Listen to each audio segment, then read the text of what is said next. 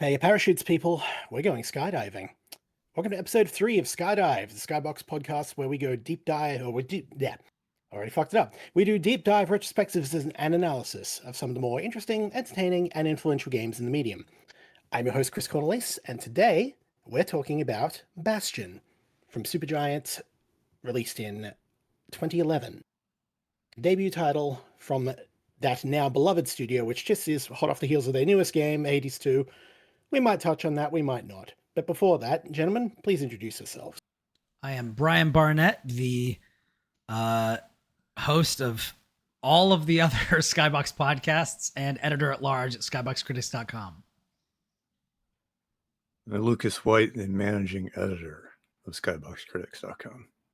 Yo, I'm Will Berger. I'm the editor-in-chief at skyboxcritics.com. In case you thought that this was another website on the last person, it is not. I'm sorry to say.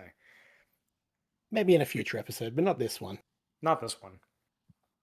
We have the quartet assembled. So, quick overview then. As mentioned before, we're talking about Bastion. Bastion, first released in 2011 on the Xbox Arcade for the 360, and then a month later, dropped on the PC and Steam release. And this was the debut title from one Supergiant Games, which very, very quickly became, beloved indie darlings especially around 2020 when they dropped this little known game called Hades. Some people have heard of it, I'm sure. But all of their games prior to that, and some would argue, are even better. And I don't think they've dropped anything that's kind of mediocre. But Bastion was where they got their start, and that's what we're going to hone in on today. And it's a special game to me in particular, but we'll get to that. So, what is your personal experience with the game, gentlemen? So I played it during the Xbox 360 era as part of the Summer of Arcade, which is when, pretty much everybody else who was on the Xbox platform became familiar with it.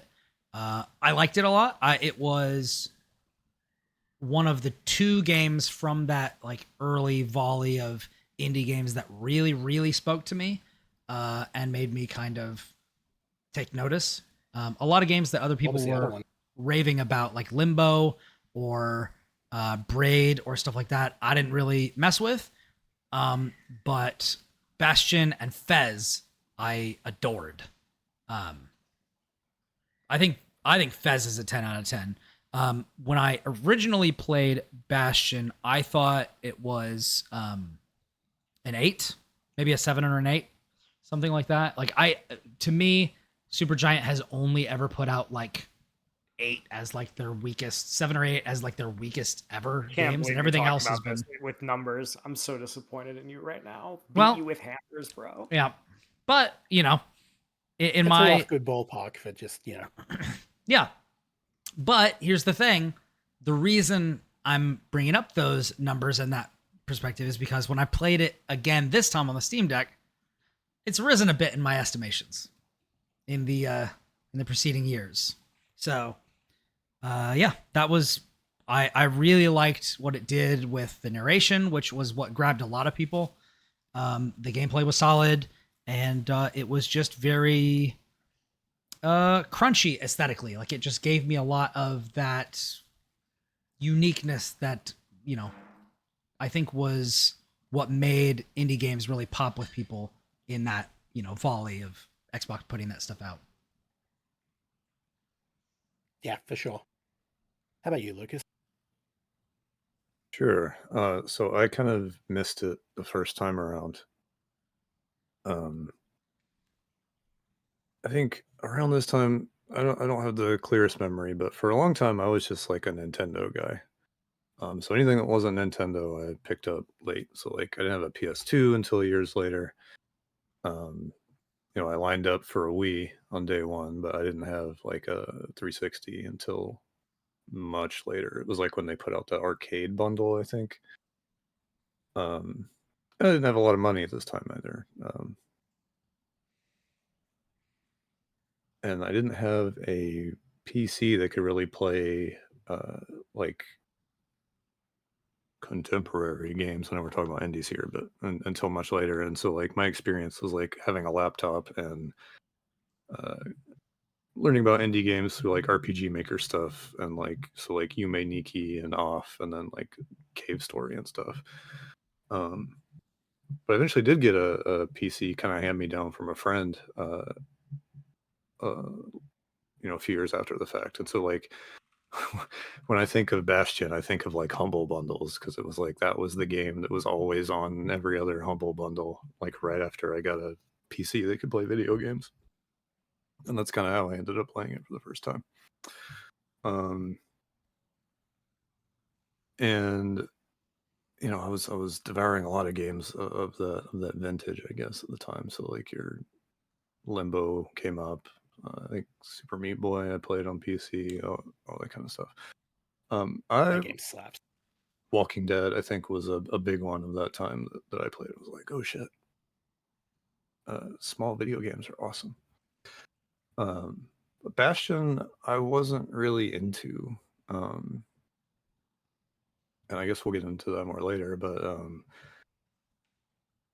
for various reasons, it's a game I kind of think about and go, this was neat, but it doesn't really do a whole lot for me beyond that.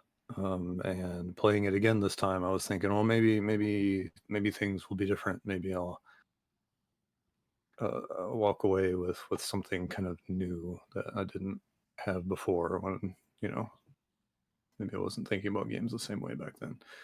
And not really. It very much kind of the same game I remember it being.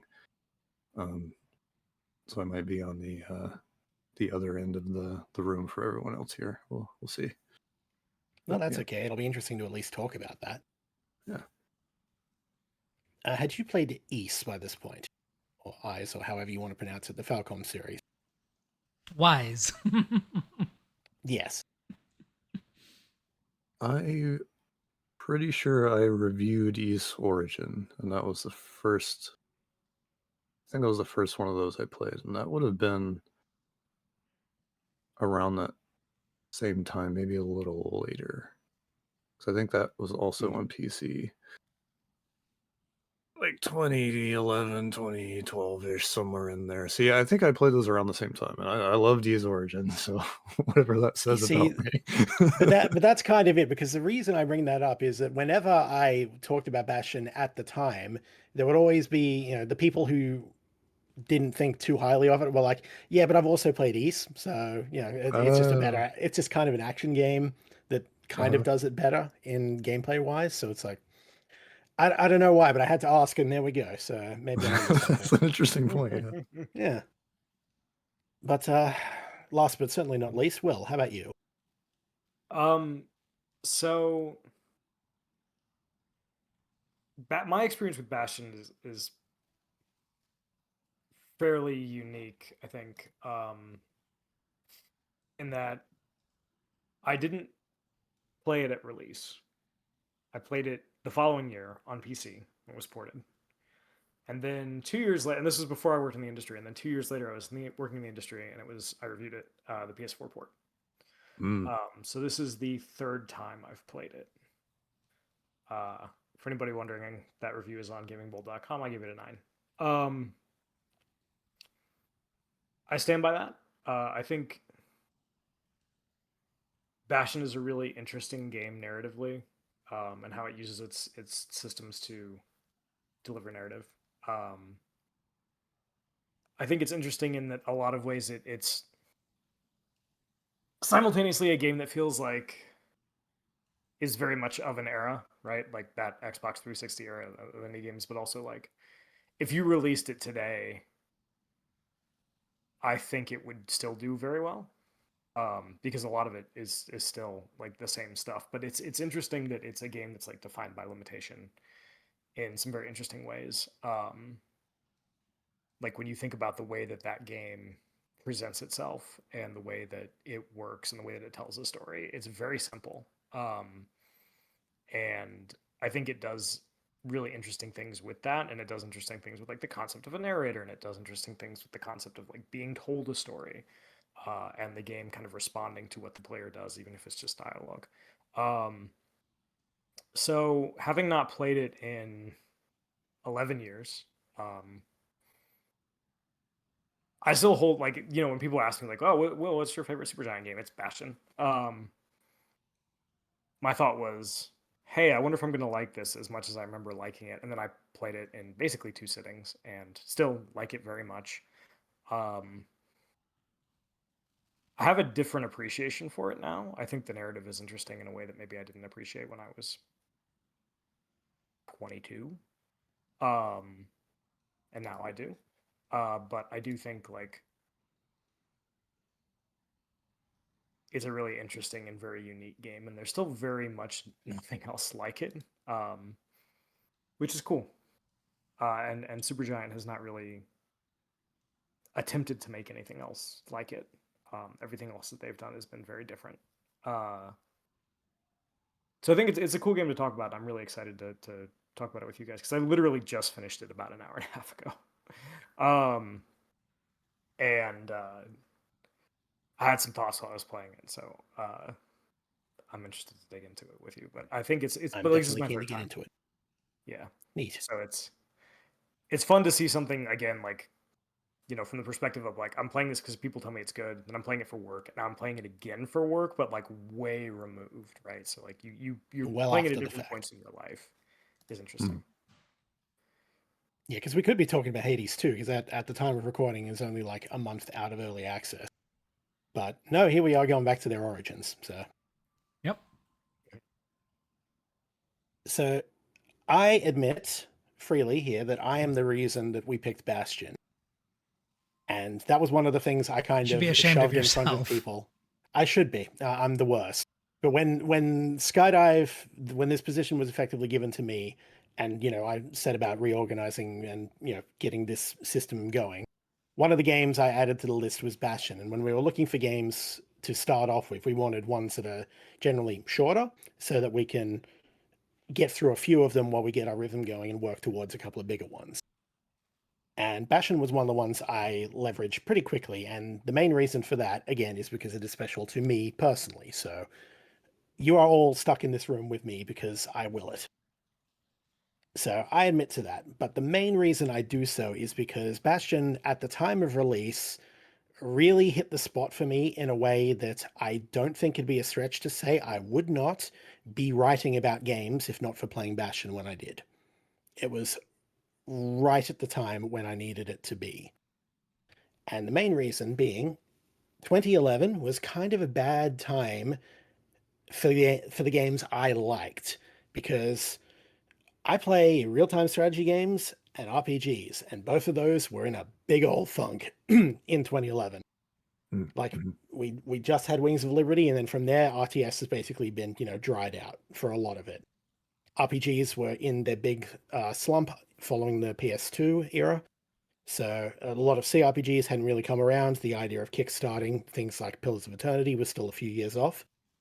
So I was sitting there going, well, fuck, I don't really care for 7th console gen stuff. If this is the way the industry is going, I'm kind of over games. Maybe I'll just find a new hobby, take up fishing or something. But then, I don't know what it was, but it was at the E3 that year where Bastion was shown off. Something about that trailer and the art style and the voice and everything about it, for whatever reason, it just lit this little curiosity in my mind. I'm like, I need to play that game when it comes out. And I couldn't because I didn't have an Xbox 360. So I played it on Steam a month later when it came out. But I went in with this, flame of curiosity, and the game delivered so much more than I expected. Like, everything I kind of hyped it up to be, it was, and then there was enough there for me to really dig into and for me to really emotionally resonate with. I'm just like, ooh, this has changed something. This has altered brain chemistry here. And it's kind of become a cornerstone of that, and why ever since that point I lean more in towards, indie games and following that scene and looking more for ways in which stories can be told in games differently, in how it can use the medium and its stylings in ways that other mediums can't. Suddenly all that mattered to me more, and that's kind of been the crux of what I focus on when writing about games and digging into this as I do. And really, that's all because of Bastion at the right time and the right place. So that's kind of why I put it forward for this and why I'm really keen to dig into it. Because, yeah, this is kind of an origin story for me. So that's why. Nice.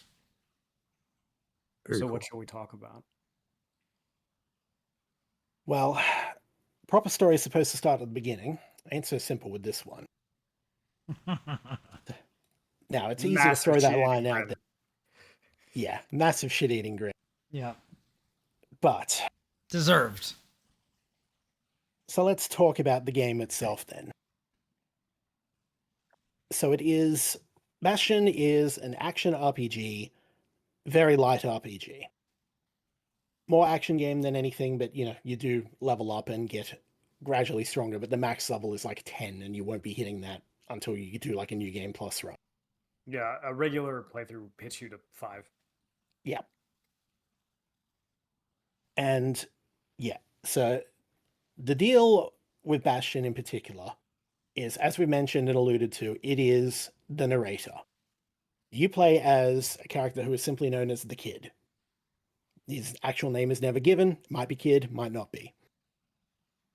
Can you And imagine your parents named you Kid? You're like, cool. Like, Wait. Let's make it cooler. Let's add an extra D and start with Alex. There we go. Now we're talking. we're onto something here. Deep Let him cut. cook. Deep cut. But you see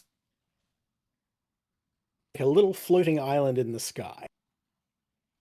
And most importantly, the game immediately starts with a narrator. And the moment you press a button and get up, he gets up. Starts narrating your actions as you go. You will then start proceeding, and the ground rises up under your feet, kind of block by block as you move. And you're immediately introduced to something called the Calamity. We are in a post-apocalypse. Something has happened. We're not sure what. We're not sure of the details. But that has kind of reduced this world to basically ash and dust and floating blocks. And you'll proceed through the levels, which can either decay around you or rise up to your feet, depending on the situation. And as you proceed a little bit, you get your first weapon, which is a big old mallet, a hammer, which is a very good bread and butter weapon. Beats the convention of, getting a sword or anything early on, just big old hammer.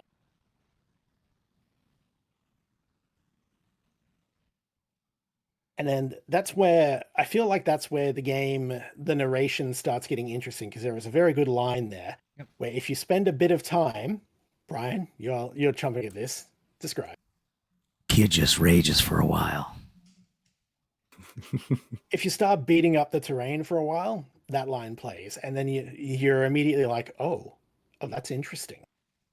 And there's multiple other points in the game where there is a voice line delivered by the narrator based on your actions. It's not, it's not super prescient as we might now, but for the time, I don't think there was anything else that quite did the narrator style like that. Yeah. Also, first time you fall off the map, it's like, gotta watch your footing around here, or like something like that, And There's then always the kid fell to something- his death. Yeah, it always comments on like what you've equipped, right? Like, ain't nothing better than a hammer and like a trusty rifle, right? Like it's always responding to the things that you're doing, Yeah. in very subtle ways, and like you never know when it's gonna happen, which is cool. Like it just sometimes it happens and sometimes it doesn't, and it's like this time I caught lines that I'd never seen in the other two playthroughs, just because like I fell off at a certain point, or same for me. I rolled somewhere where I wasn't supposed to, or I was getting hit a bunch, or whatever, right? Like, or I landed like a really cool block with the shield, or something happened, and I got a new voice line, and like I think people over complicate this when they talk about Bastion, but like the fact that it is a game where basically the entire story is told by the narrator, right? The kid never talks. Never talk. You don't even know, like when you have a conversation with someone, it's like, oh, I picked up this item. let me show it to you. And then you have like they say something, right? He never speaks. And the other characters talk directly to you.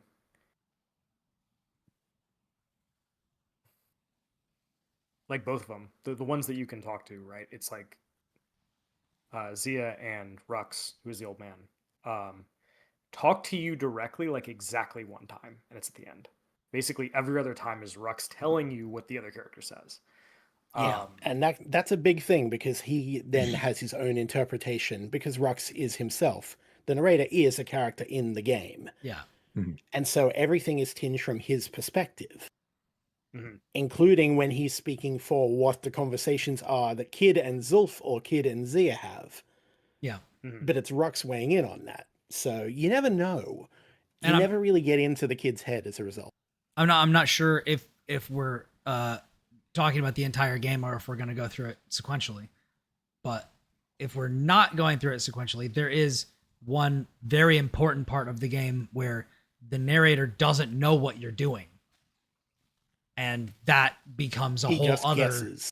Yeah, he guesses what you're doing, which like while you're doing maybe what he's saying or maybe something else, it highlights Rux's perspective on what's happening in the game and either, you know, compares it to your perspective or maybe in my game contrasts it to your perspective and your actions. Yeah, I definitely do want to go through it sequentially where we can, but Okay. it is definitely good to touch on that now because that is a good seed to plant. Cool. Yeah, And this is something. Go ahead. I was gonna say, like, you don't see this a lot in games specifically because most games don't have a narrator. Like Baldur's Gate 3 has a narrator, right? Yeah. Disco but, Elysium like, and so on. But it's really just characters for in act breaks. Like you Yeah, only it's- hear it's- the narrator in Baldur's Gate 2 like 3 times. Now, Baldur's Gate 3, though. Baldur's Gate 3, the one in narrator is 3 all narrates over a the lot of place. what Yeah. happens, but like, and that character has a personality, but that character is also not the only one who gets to speak for the story, right? You get to hear the other characters talk, and you get to see like the lines of dialogue that you're selecting. And I guess one of the technically the narrator in Baldur's Gate 3 is also a character. Kind of, but Yeah. not to the same extent, right? And does Yeah. not have the same control over the story that Rux does, which is kind of the point that I'm trying to get at here. Where, like we talk about like the way that stories are told, and most of the time in a game, it's just presented to you. It's like this is what's happening, right? Like the characters will talk, and you'll have shot reverse shot dialogue, and blah blah blah blah blah, right? And you'll see cutscenes and so on. Shepard, Rex. Yeah, right. Or you'll do the Half-Life 2 thing where like the cutscenes are things that happen around you, right? Like scripted events. But if you want to call that a Half-Life 2 thing, that happened in games before Half-Life 2. It's what people associate with it. But anyway, the point is that like the game often just presents the narrative to you, right? Very straightforward. And when you, in any piece of fiction, put a narrator into a story, especially when the narrator is a character, you open up some really interesting questions about why is this character's perspective the way it is? Can I trust this character's perspective to be We love an effective? unreliable narrator. Right. Why is the narrator telling the story the way that it is? You know, even the beginning of Bastion, right? Proper story supposed to start at the beginning. Not so simple for this one. Like sets up when we get to the ending, something that I want to talk about. But like a lot of the stuff that happens in Bastion is a result of having Rux tell that story, right? And then it's a matter of who he's telling that story to, which you don't learn for most of the game. It is actually not just like a framing device. Like there's actually a point at which it becomes part of the plot where this is a story that is being told to another character. Yes. And like that choice is really interesting, and the game runs with it. And there are certain scenes that, because Rux is the one telling the story, you don't actually know as the player what was said or what happened or whatever, right? You're just kind of like, this is his perspective that he's giving you. And you have to kind of sit there and be like, all right, is that perspective reliable? Is that perspective true? Like, is that, if I asked the other characters in the scene if I could, like, would they tell me the same story? And it leads to some really interesting stuff because, like, in any like piece of fiction or art, like when characters interact, like mostly what's interesting about a character is not what they say, but what they don't say, and that also comes up later on, right? When you learn that Rux has known things that he has not told you, um, for most of the runtime, and to the point that I think Brian was making earlier, where like he's kind of guessing later on in the game about certain events that may or may not be taking place, right? And so it's very interesting to commit to that bit and not just have it be like the Dragon Age frame narrative or the Baldur's Gate 2, like here's a little bit of personality for like, imagine your DM telling you like his eyes narrow as you try to pick his pockets, but he's not entirely sure. You know what I mean? Like there's a difference between like flavor and like making it a part of the narrative and making it so indistinguishable from the rest of it. Because when you think about Bastion, there are no cutscenes. There's one cutscene in Bastion. One cutscene. It's basically a still image. There is no other dialogue. Realistically, there's one other character that speaks ever throughout the entire runtime. There is no like, you can just read this text. Everything goes through Rux. And that decision shapes so much of how you perceive that story until you get to the end of it. And I think it's a really bold narrative choice. And it makes up for the fact that, like, and this is part of the reason that Bastion's really clever, is because, like, this game is not particularly complex in terms of how it operates, right? Like, mostly you go through and you break shit with your weapons, right? You fight things and you go to the next area and you pick stuff up and you fight more things.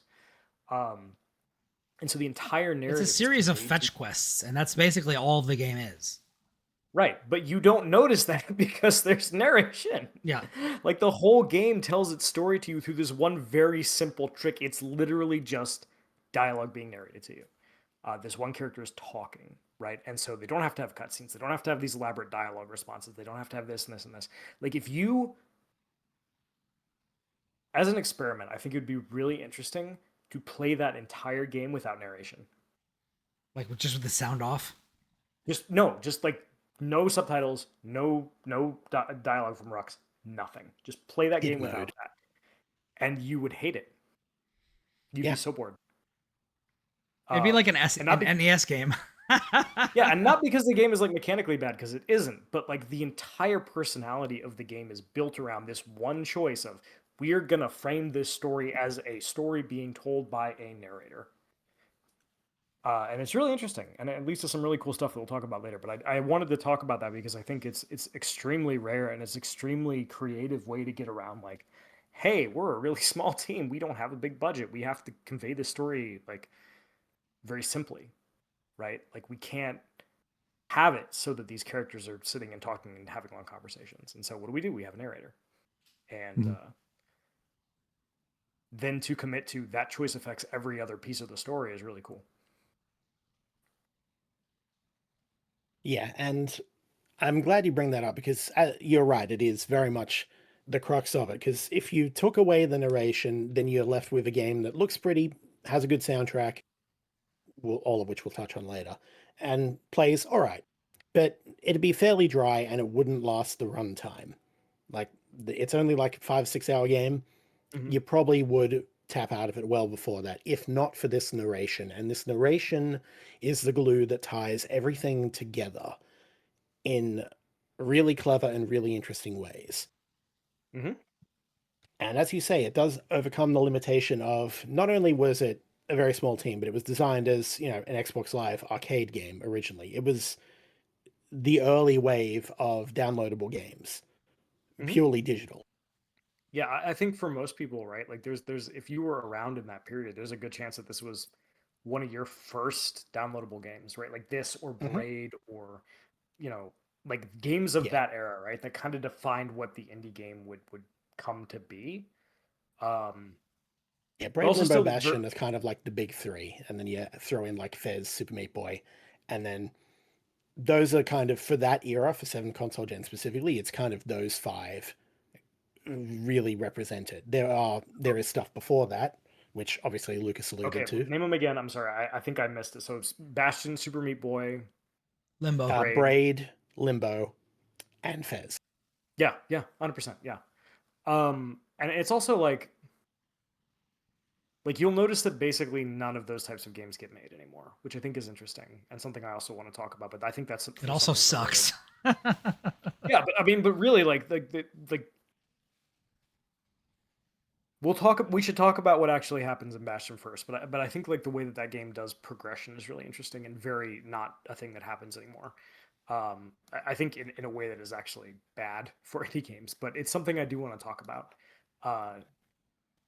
But yeah, I think like we have to start by saying like how important the narration is and how unique it is. Like there's still really not anything else that has done this. Yeah, it was rare, like it was practically unheard of at the time of release. It's still rare that there is something like a narrator so strongly tied to it. But then it's wilder still that not only is it like the first major example of a narrator being woven into it, but then you almost don't even think of that as, oh, that's a really cool idea. But what if that narrator is unreliable also? Yeah. Which they are, and that comes into it a lot. But you don't necessarily think of it because the novelty at the time, and even now, is still just like, interesting. It's also maybe still the best, like it's like the first big example of this happening and still maybe the best version of it. I would say Baldur's Gate 3 probably dethrones it just from the sheer number of lines that exist in that game and how big that game is. But like, if we want to take it, percentages though, like how Supergiant rare is it at the time was 7 people. Yeah. How rare is it to play a game, have the first little breadcrumb put down on the trail be so delicious, be such a tantalizing treat, and to have that carry through and stay great throughout the entire game and be like the defining thing. So often games will put their best foot forward and then just stumble and, not deliver on the promise of what they had. But this was absolutely not the case with Bastion. I think it's also interesting, like the game recognizes that, like,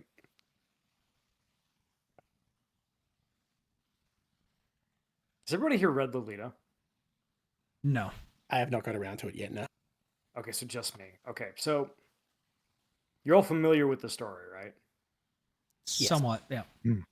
Okay, so like Humpert, who is the narrator, is a pedophile, right? Like this is one of the core things of Lolita, right? That he is a pedophile.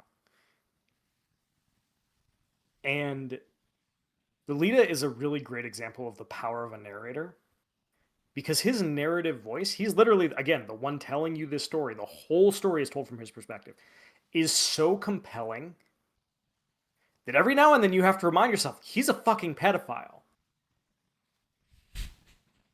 There's like a real, like, there is a power to a narrative voice where if you don't think about it too hard, you're just kind of like, yeah, this is the world that I'm being presented with, right? But like, you accept it as truth without question, then you get in trouble. Right.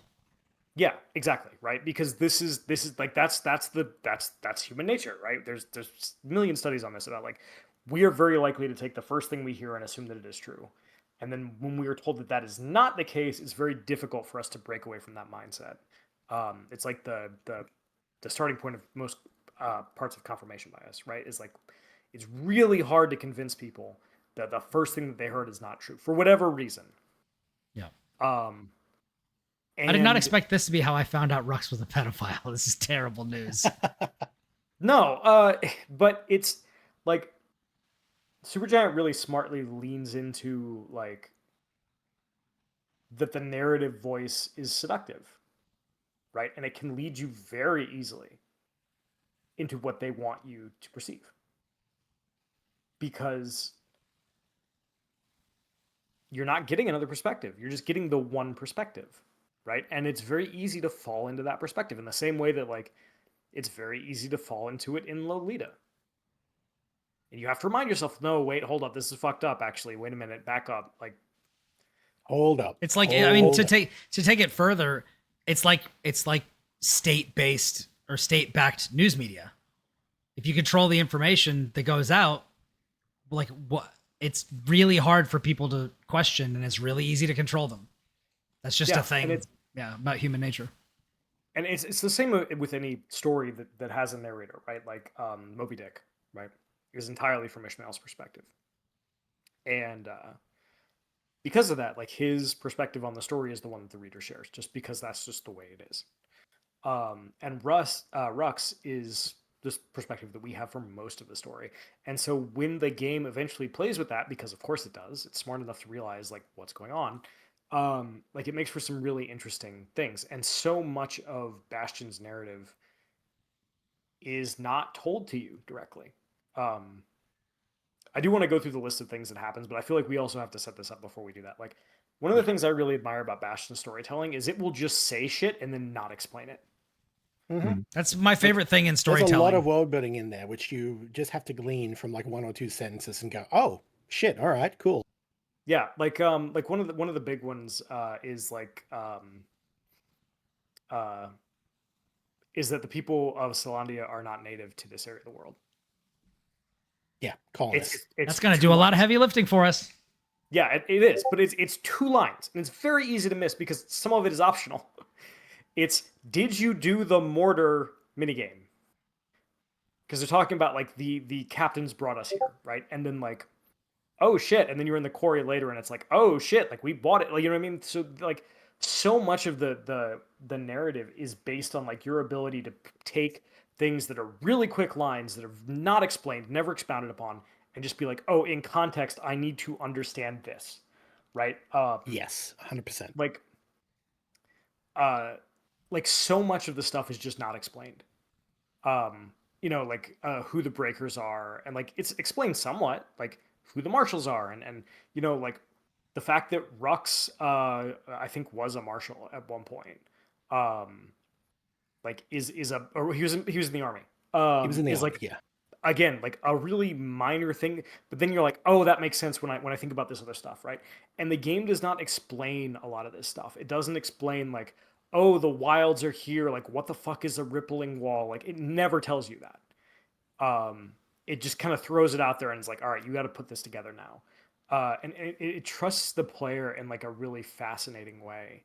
Where most games now like stop and are like beat you over the head with, this is the story, stupid. Bastion is like, nah, we're just gonna be like, all right, Bryn the Breaker, like he's really important. You just gotta figure out what the fuck that is. Yeah. And so much of it requires you to pay attention. And if you don't pay attention, you are gonna read the story in a very different way. Which is really fascinating to me because again, most games don't trust their player base like that. All the best stories believe in the intelligence of their readership. Yeah, and even like the other thing is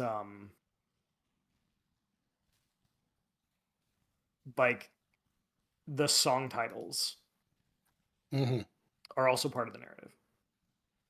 Right? In a way that, again, is a big it just part is, of the right? narrative. Like, and like the obviously the music is super memorable, but there's one like obviously Build That Wall is like the one that people know, but like you know, Zolf's theme is called Mother I'm Here, and that is really meaningful to Zolf's character, in the same way that like the game does never forces you to take in the backstory of its characters ever. Like Zia's backstory, Zolf's backstory, Kid's backstory is all completely optional, and it's tied to this like basic gauntlet of enemies that you can do. And sometimes it like you can play the entire game and not even know some of that shit is there. 100%. So like, yeah, sorry. I wanted to establish all this before we talk about the narrative because I think it's really important. No, I'm grateful that you did, because this is something I would have loved to have done, but you set off a lot of the moving parts very well. So thank you for that.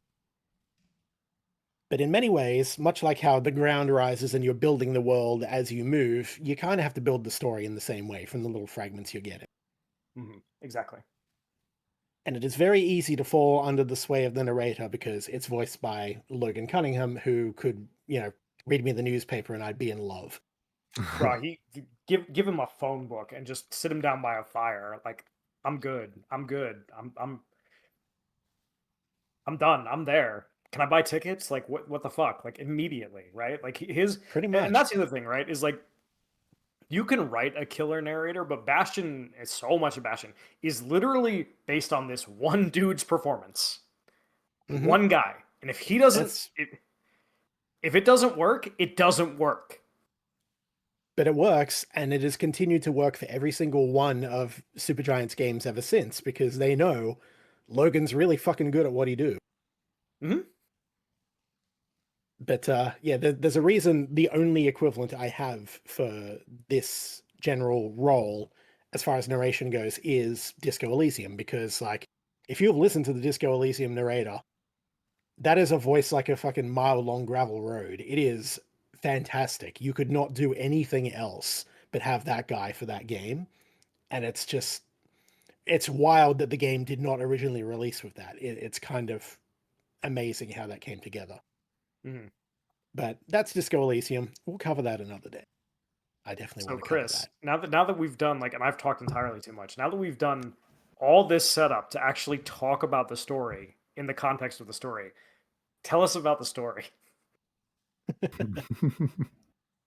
So in order to do that, let's talk about the actual game itself. So from the moment you get up in this, little post-apocalyptic floating island and start making your way through the level, you are very quickly given, through the narration and such, you'll find the weapons, you'll get the idea that, oh yeah, there are things I can do that will give me extra voice lines and such, so you're encouraged to explore, to poke around and to try out different things very early on.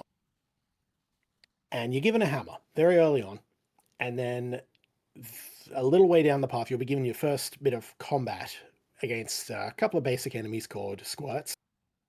They're really cute little they remind me of the Matama from SMT5 actually. Just that little kind of floating blob. But yeah, and then you'll very quickly end up finding the second weapon, and this is kind of where the crux of Bastion's gameplay comes into, is that you get two weapons at any given time and a special skill, usually tied to the weapon. There are some that are just agnostic to that. And there are 11 weapons. Yep. Yes, 11 weapons, including the shield, which is kind of a weapon. And you'll get the shield very early on, and you have that all the time, but then every other time you pick from two of your selection and any combination thereof. And that's it. You have a button for each of them, and they'll do a basic function. You can alter some of them. For example, if you move while swinging the hammer, you don't get a full combo hit. If you stand still, plant your feet, you will absolutely smack down something with the hammer. And I then think Big it's ol' also hit. worth noting that like this goes to like the gameplay part of it, right? It's like every weapon in Bastion is different in a way that's Yes. really cool. Like if you have the bow, right? I love the fucking bow. You pull the string on that bad boy back, and if you wait for the right moment when like you get the white flash, massive amounts of damage, Yep. Yeah, right? power shots. A lot of When you weapons let have that that. thing go. Same thing you mentioned with the hammer, right? You have to stand still to do the most amount of damage. The twin pistols that you get fires as fast as you can press the button, right? It's the only weapon in the game that does that. Yes. The rifle also has a power shot, but it's very different in that you're basically waiting for these two lines to cross and then firing. That's kind of like your aim, because you that can is miss one of if my you favorite- fire hip fire. Yeah, that's one of my favorite weapons in the whole game. Once Same. I got You that can- rifle, I never unequipped it. It Yeah, feels same. so good. It's an incredible weapon. You know what's amazing is I still had the like muscle memory of exactly when to time it. So like the first time they're like, kid's a crack shot, that sort of a thing. When it's just like they give you the opportunity to snipe somebody, and I was just like, pow, and just like one shot. It was great. Yeah, and like the machete, like again, you as fast as you can press the button, it'll swing, but also you can throw it. You can also throw the spear. You can actually use the shield to charge the hammer, which is really cool. There's so many. Every weapon operates in a different way, which is really cool, in like a very subtle different way. And like most games don't do this, where like the weapons feel fundamentally different from each other, and so your choice of weapon becomes really how you build your playstyle, right? Because if you pick the flamethrower, the bellows, like there's going to be dead time in your combat where you're having to wait for it to refill, which it does automatically. In the same way that if you pick the hammer, like you're kind of forcing the most optimal way to play is like, I'm gonna stand still sometimes, right? Like you can swing it and move, but sometimes you're just gonna have to stand still. With the rifle or the bow, like, okay, I'm not gonna be moving very quickly. Like I have to line these shots up. Whereas the repeater, you could just kind of go nuts. You And can't move while shooting the repeater, so yeah, right. But it's faster, right? But you can move a little bit while you shoot the rifle. You can move a little bit while you shoot the bow. And I'm not remembering all the weapons, but the mortar makes you plant. yeah, I the think you mortar is mentioned just amazing. about everything. The dual pistols, you. I did have to unequip stand the still for sniper that. rifle once I got the mortar. The mortar is great, right? And Yeah. even like the spear, like I loved how much more range I had with the spear, and it allowed me to approach enemies. Oh yeah, differently. Brusher's Pike is like in my opinion, the best primary weapon in the game.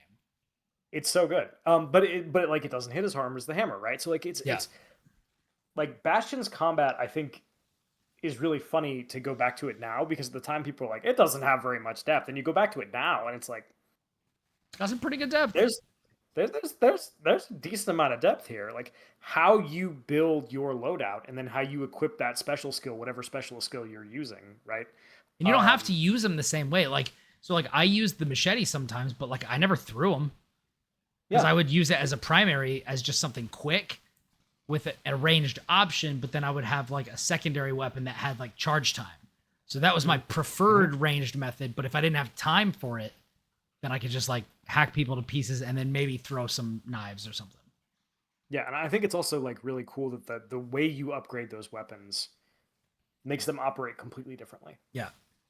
Where, you can just stack damage on the hammer if you want. You can also stack critical on it. Yeah.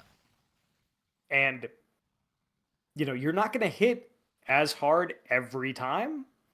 But when you hit one of those big swings, you're just going to kill something. In the same way with the rifle, like you can make it load faster. You can make it so that it targets faster, which changes your timing on I need to release the button to hit the optimal power shot, right? Same thing with the bow. You can like stack penetration on it. Yeah. Right. Or you can not, right? And so there's different. And the scrap musket, like you can lean it, you can be like, this is gonna be basically like a rifle, or this is gonna be a just like blunderbuss, like point blank spread shot to the extreme. Right. Like this is a shotgun, or this is a little bit more precision, right? Yeah. So like there's really cool choices with every single weapon that you get in Bastion. And I think it's like if you look at like Supergiant's more recent stuff, like the bow in Hades works the same way every time, right? Like you get the bow, you know how the bow works, cool. That's your weapon. Whereas like you pick up the hammer, or you pick up the blunderbuss, or you pick up the bow, or you pick up the rifle, you and I could play that game and have a completely different experience with those weapons. And I think that's really cool. And it totally depends on what you want to do. And then, like most games that have stuff like this, like, because there is a new Game Plus modem, I think we'll talk about that later. But yes, it gives you the option to just play with everything that you already have, right? And so there's also a score attack mode, actually. Yeah, like it's very much like a game that embraces being a game with mechanics and like how you want to play, and then kind of works the narrative around that. We talk about like the way that the narrator responds. I remember one of the lines I got this time was like, hammer and a rifle. That's what I used when I was in the army, right? That's what Rux says when you have that particular combination. Or one of the things he can say, right? And it's little things like that where it's like, that's part of the story, right? And now I've learned something. So even stuff like that like plays into this. Like Bastion is a very holistic game. Everything just kind of fits with everything else. There's no moment where you're playing it and you're like, oh, this doesn't work. I think that's really cool. I think that's kind of the design philosophy of Supergiant as a whole, which is why I love them. But they're a small team, obviously. As I mentioned, 7 main people with a list of additional credits and such. But the reason I have always loved them is from Bastion onward, every aspect of their game matters and is given due attention and wrapped up somehow, whether that's the art, the music, the sound, the gameplay, all these little things pulled in together and wrapped up into a neat little package that all matters. And there are so many games where they just feel like this is many, many parts and it does not amount to a greater sum. Mhm. In Bastion, it all ties together. In all of Supergiant's games, it does. And it also like structurally Bastion is interesting because it's essentially just like a bunch of missions connected by a hub world. Mhm. It's Very not level-based it's not structure. yeah, it's like wheel and spokes, right? Like it's very much that. And what's cool about the story is, like you can play it in chunks because of that. Like it's very much like a bite-sized game structurally because we've talked about like the story. You wake up, calamity happened, bad shit, and you go to the Bastion, right? And Yeah, you the titular Bastion is a place that you reach very early on and then spend most of it basically building it up so it can achieve its primary function, which is basically fix the apocalypse. yeah, and it's not immediately clear how it's going to do that. You don't really learn that until later, but and from there you just go to different parts of the world, right? The Bastion kind of launches you off and you go there. And it makes for a really interesting like narrative because Bastion's narrative is pretty simple for the most part. It's fix the Bastion, which means go to this place, get this core, put it in the monument of the Bastion, and the Bastion gets bigger and it gets upgraded. And you go get the next one, right? And you do that for a while. You do that for pretty much the whole game, in fact. At one point, you Yes. think you're done, and then something happens. Like, no, you got to do it a second time. It's like, but in an interesting little way. They hit Yeah, you I with guess- the ghouls and ghosts. I guess we should like just talk about the story now, Kris. Like keep going I back. suppose so. We've been sidetracked by like the weapons, but I feel like you have to understand all this stuff before you can be like, this is the act of playing the video game, right? Yeah. So let's go through it then, bit by bit.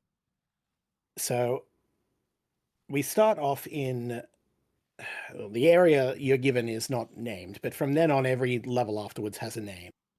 And a lot of this will allude to what the narrator is talking about, how it relates to things, what you're there for. But you're pretty much always there to first get to the Bastion. You go through the ruins, a couple of like mini levels, and then you first arrive at the Bastion. So I'll quickly just go through the first level. Obviously, you walk in, grab the hammer. That's pretty much immediately available.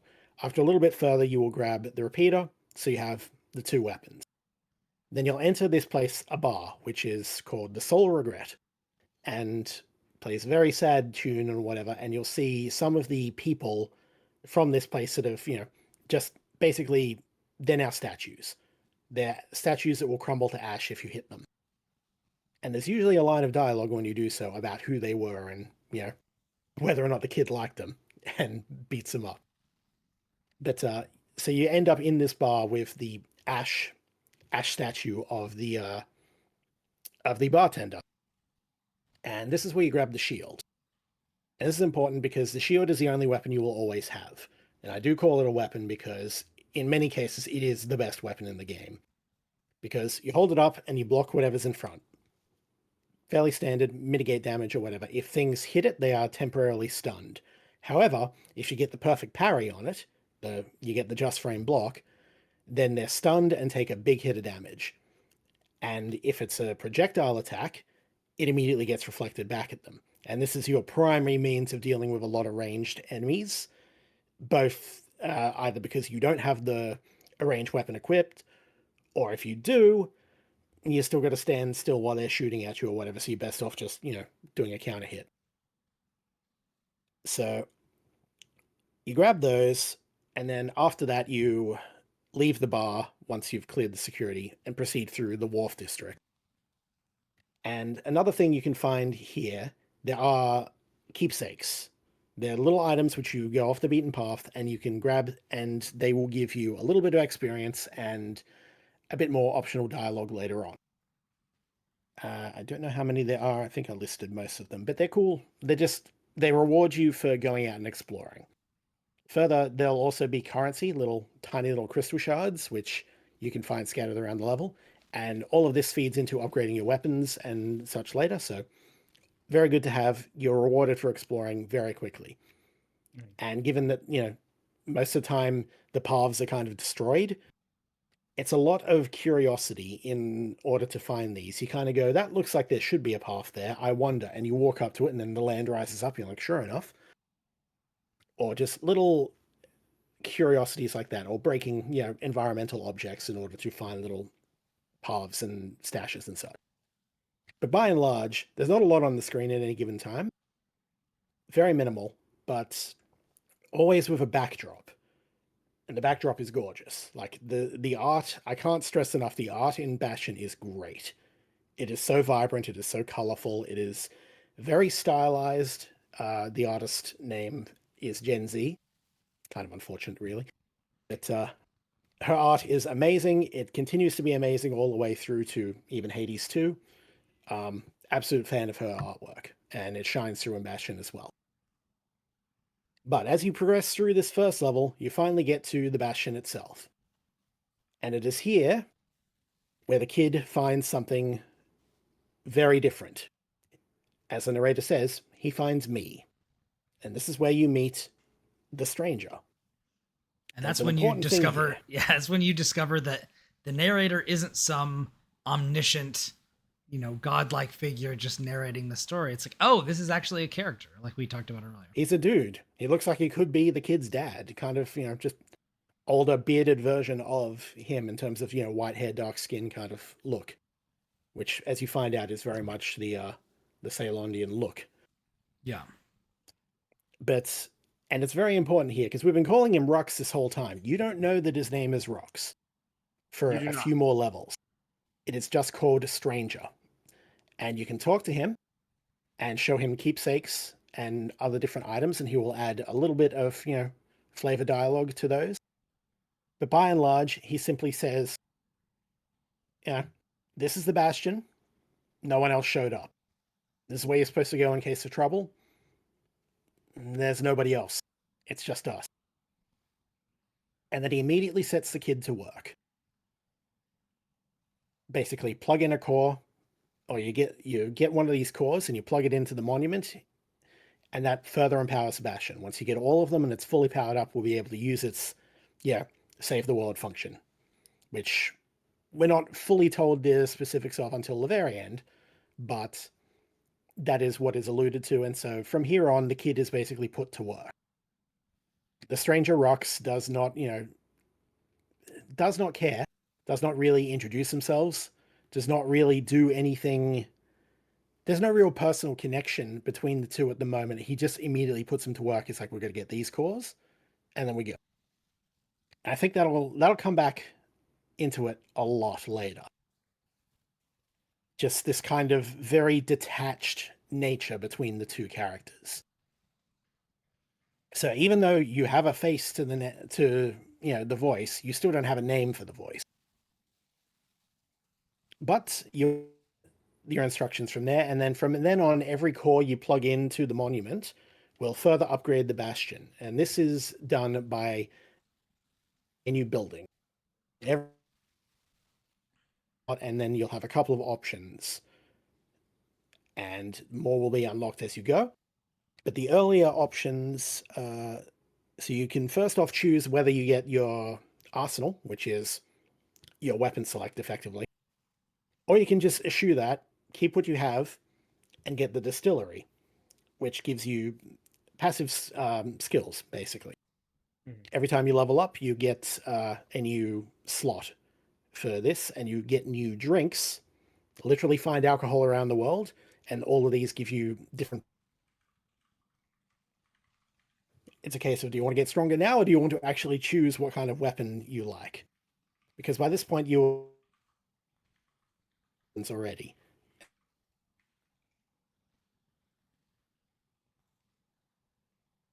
Have the arsenal early on. Many of the levels have one around anyway, so you'll be able to just drop in and halfway through you go, I don't like the loadout I've got for this, I'll change it up. They're very generous like that. And even if you don't get it, you'll get it in like a level or two anyway, so it's not a big deal. Or more importantly, when you get like a weapon and it's like, hey, we're putting this ranged weapon over what you traditionally have as your melee slot, and now you have 2 ranged weapons, and you're like, really hold on. annoyed. Wait a moment. Typically, they give you a like shop this at to all. change it afterwards, but it's still like, If if my sometimes weapon was on my second slot, like you're kind of screwed. Yeah, but that's the good thing. That go ahead. No, it's like they do give you the option to, usually there's like, you get it and then like, here's an arsenal, you can change it. But it's one of those like funny things where like they have to put it somewhere and they don't know what you have, so they just have to pick a slot, right? And I think that's that fucking fire weapon, and they're like, here, the rest of the level's designed around this. Have fun. Yeah. Zelda dungeon-esque item. Right.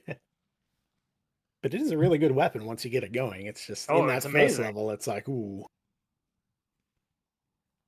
I couldn't tell you anything about that because as soon as I got back, the shit went in the bin and stayed there for the rest of the game. Yeah.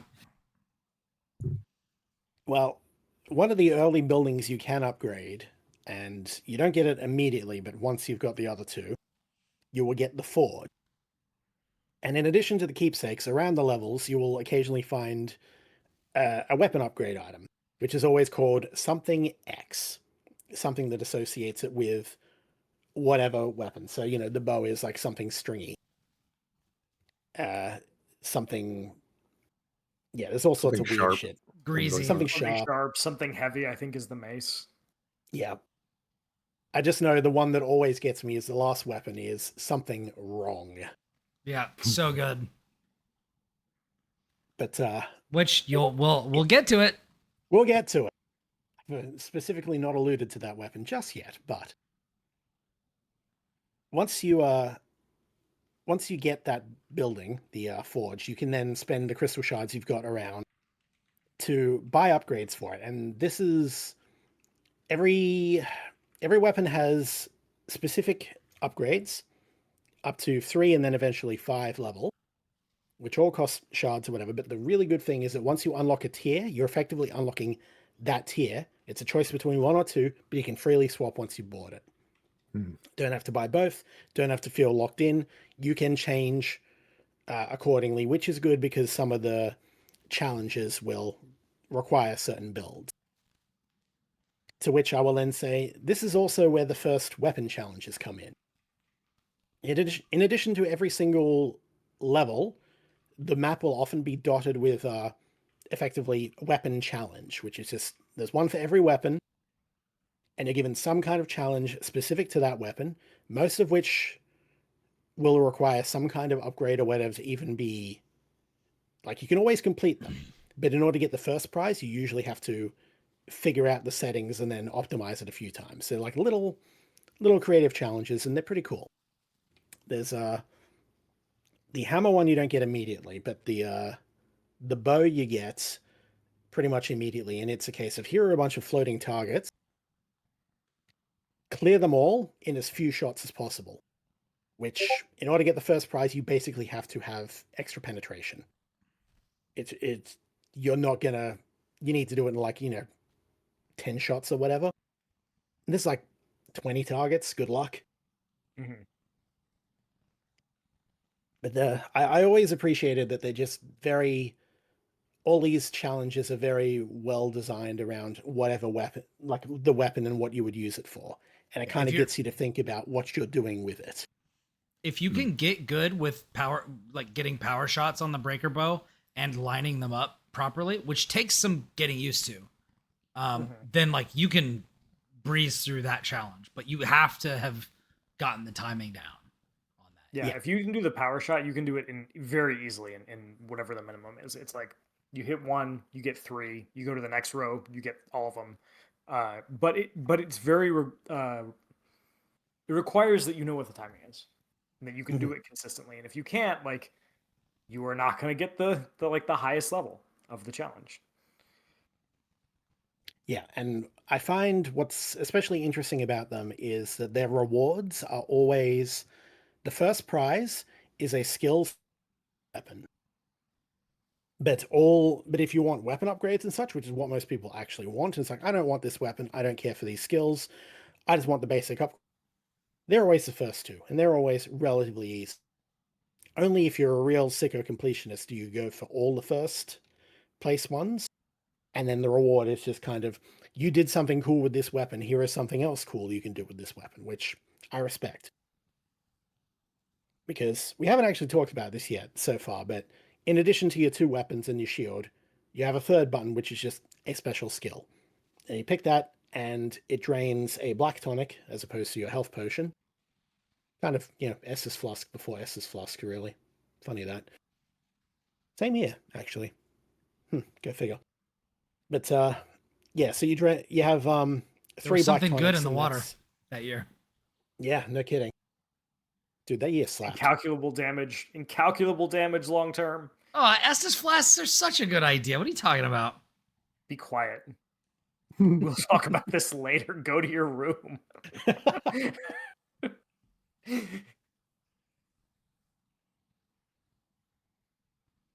And to think the game of that year was Skyrim. Shameful. Not to those who knew. Faction in my heart. Oh my god. Just everything Yeah, about to those who the knew, last it was also minute and a Minecraft. half is upsetting, and I hate it. I'm just this is Brian's fault. Fair. Well, then let's go on from there to the general story. From this point on, you dump cores in Bastion, power up, save world. Simple as that. From here, every level, and this is what I find, again, really interesting about it, each level from here on, they all have a distinct gimmick or feel or flavor to them. There's not a lot going, like there's a little bit of depth going on, not like a huge amount in Bastion, but the level design is constantly shifting and trying to do the most they can with that system at any given time. And I really appreciated going back to this now and just seeing how far they're able to push the ideas and the gimmicks every time.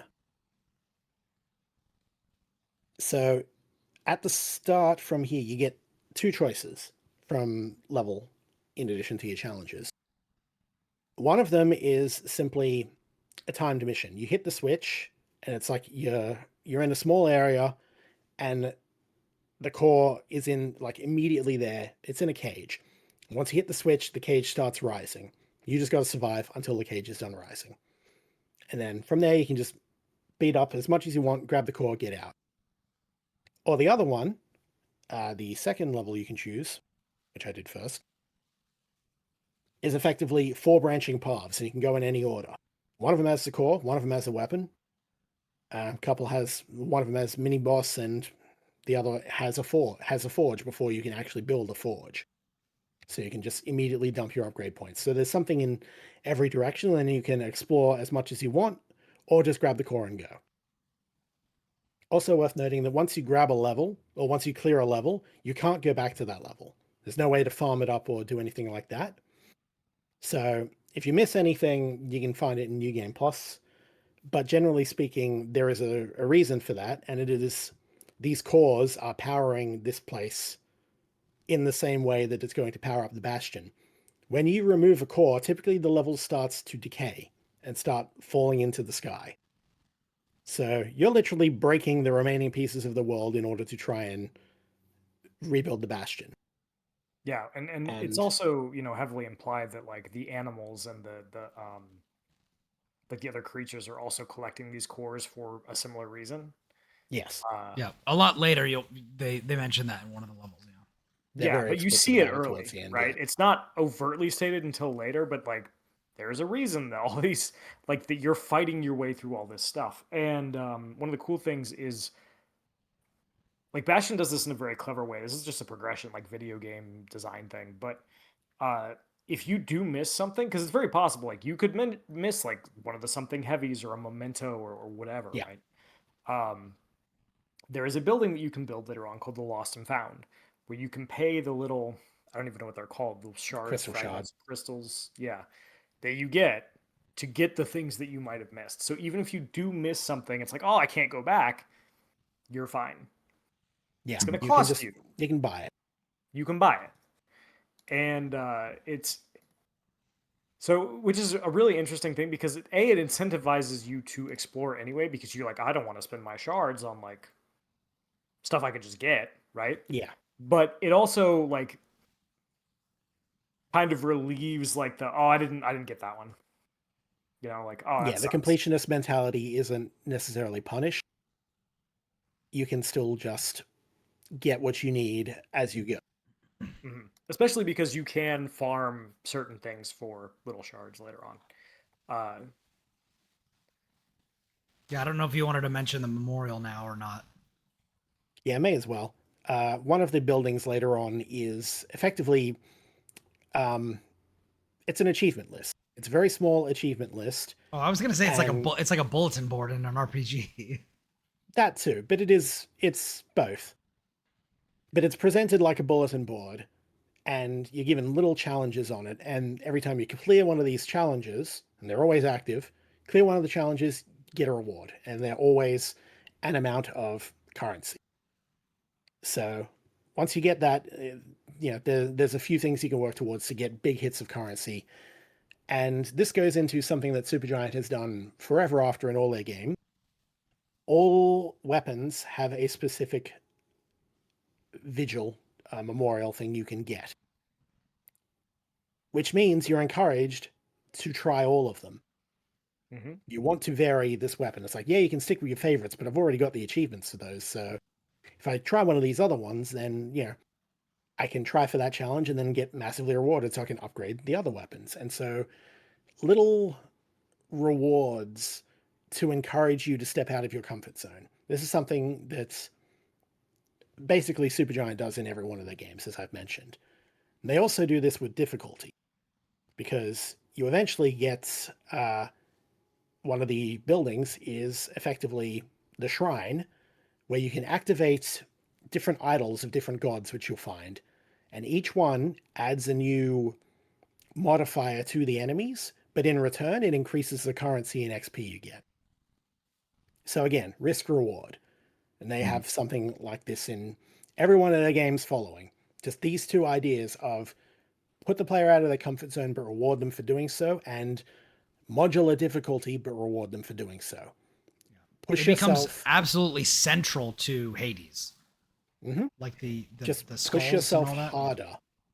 We want you to go a little harder. We don't want you to just fall into the same trappings. We want you to try all this stuff. And it's great. Like, you're rewarded in different ways in every one of the games, but it's always there. Like, Transistor has certain different functions or whatever will unlock more story. Pyre has you swapping between party members because they'll get more XP if they've been on the bench once. And then Hades obviously has, you get more currency and reward items from completing your heat challenges and whatever they're called, fear challenges, vows. Pact of Punishment and Vow of the Unseen, either or. Point is, this is something that Supergiant does. They don't always have the most complex games, but they encourage you to experiment within them, to try it out, to branch out, and get the player out of their comfort zone bit by bit. And I expect the shit out of that. It's super well designed in that regard.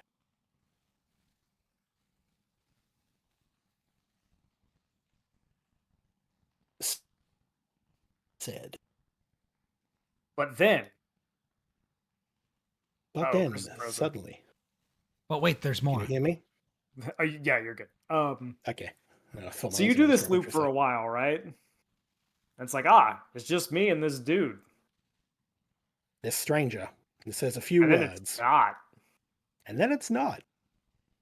Couple of levels in, you find something different. You see, as you start, a person who is not an ash statue, lots of ash statues around, but he's just standing in the middle of the area, staring up at the sky, just in kind of dazed horror. And you're like, oh shit. So you proceed through the level, kind of a spiral around to get to him. And it is simply, he is at this point just addressed as the survivor. And you'll grab the core, you go to him, and the words, very, very cool here. Just the way Rux delivers it as well is really neat, but I can imagine the kid saying it in whatever voice I've given him in my head. He simply says to this other survivor, this shell-shocked man, we have to go, please. And you bring him back to the Bastion. And there, he introduces himself, and in the case of the introduction, his name is Zulf. And in the case of those introductions, in the process of those introductions, is the first time Kid and Rux actually name each other. That is when Rux gets the name Rux and is no longer the stranger, but it is not for multiple levels and only when Zulf breaks the ice, which I find really interesting. You Especially also given... learn. Oh, go ahead. You go ahead. You also learn that there is an entire other race of people, which Zulf is a member of, called the Ura.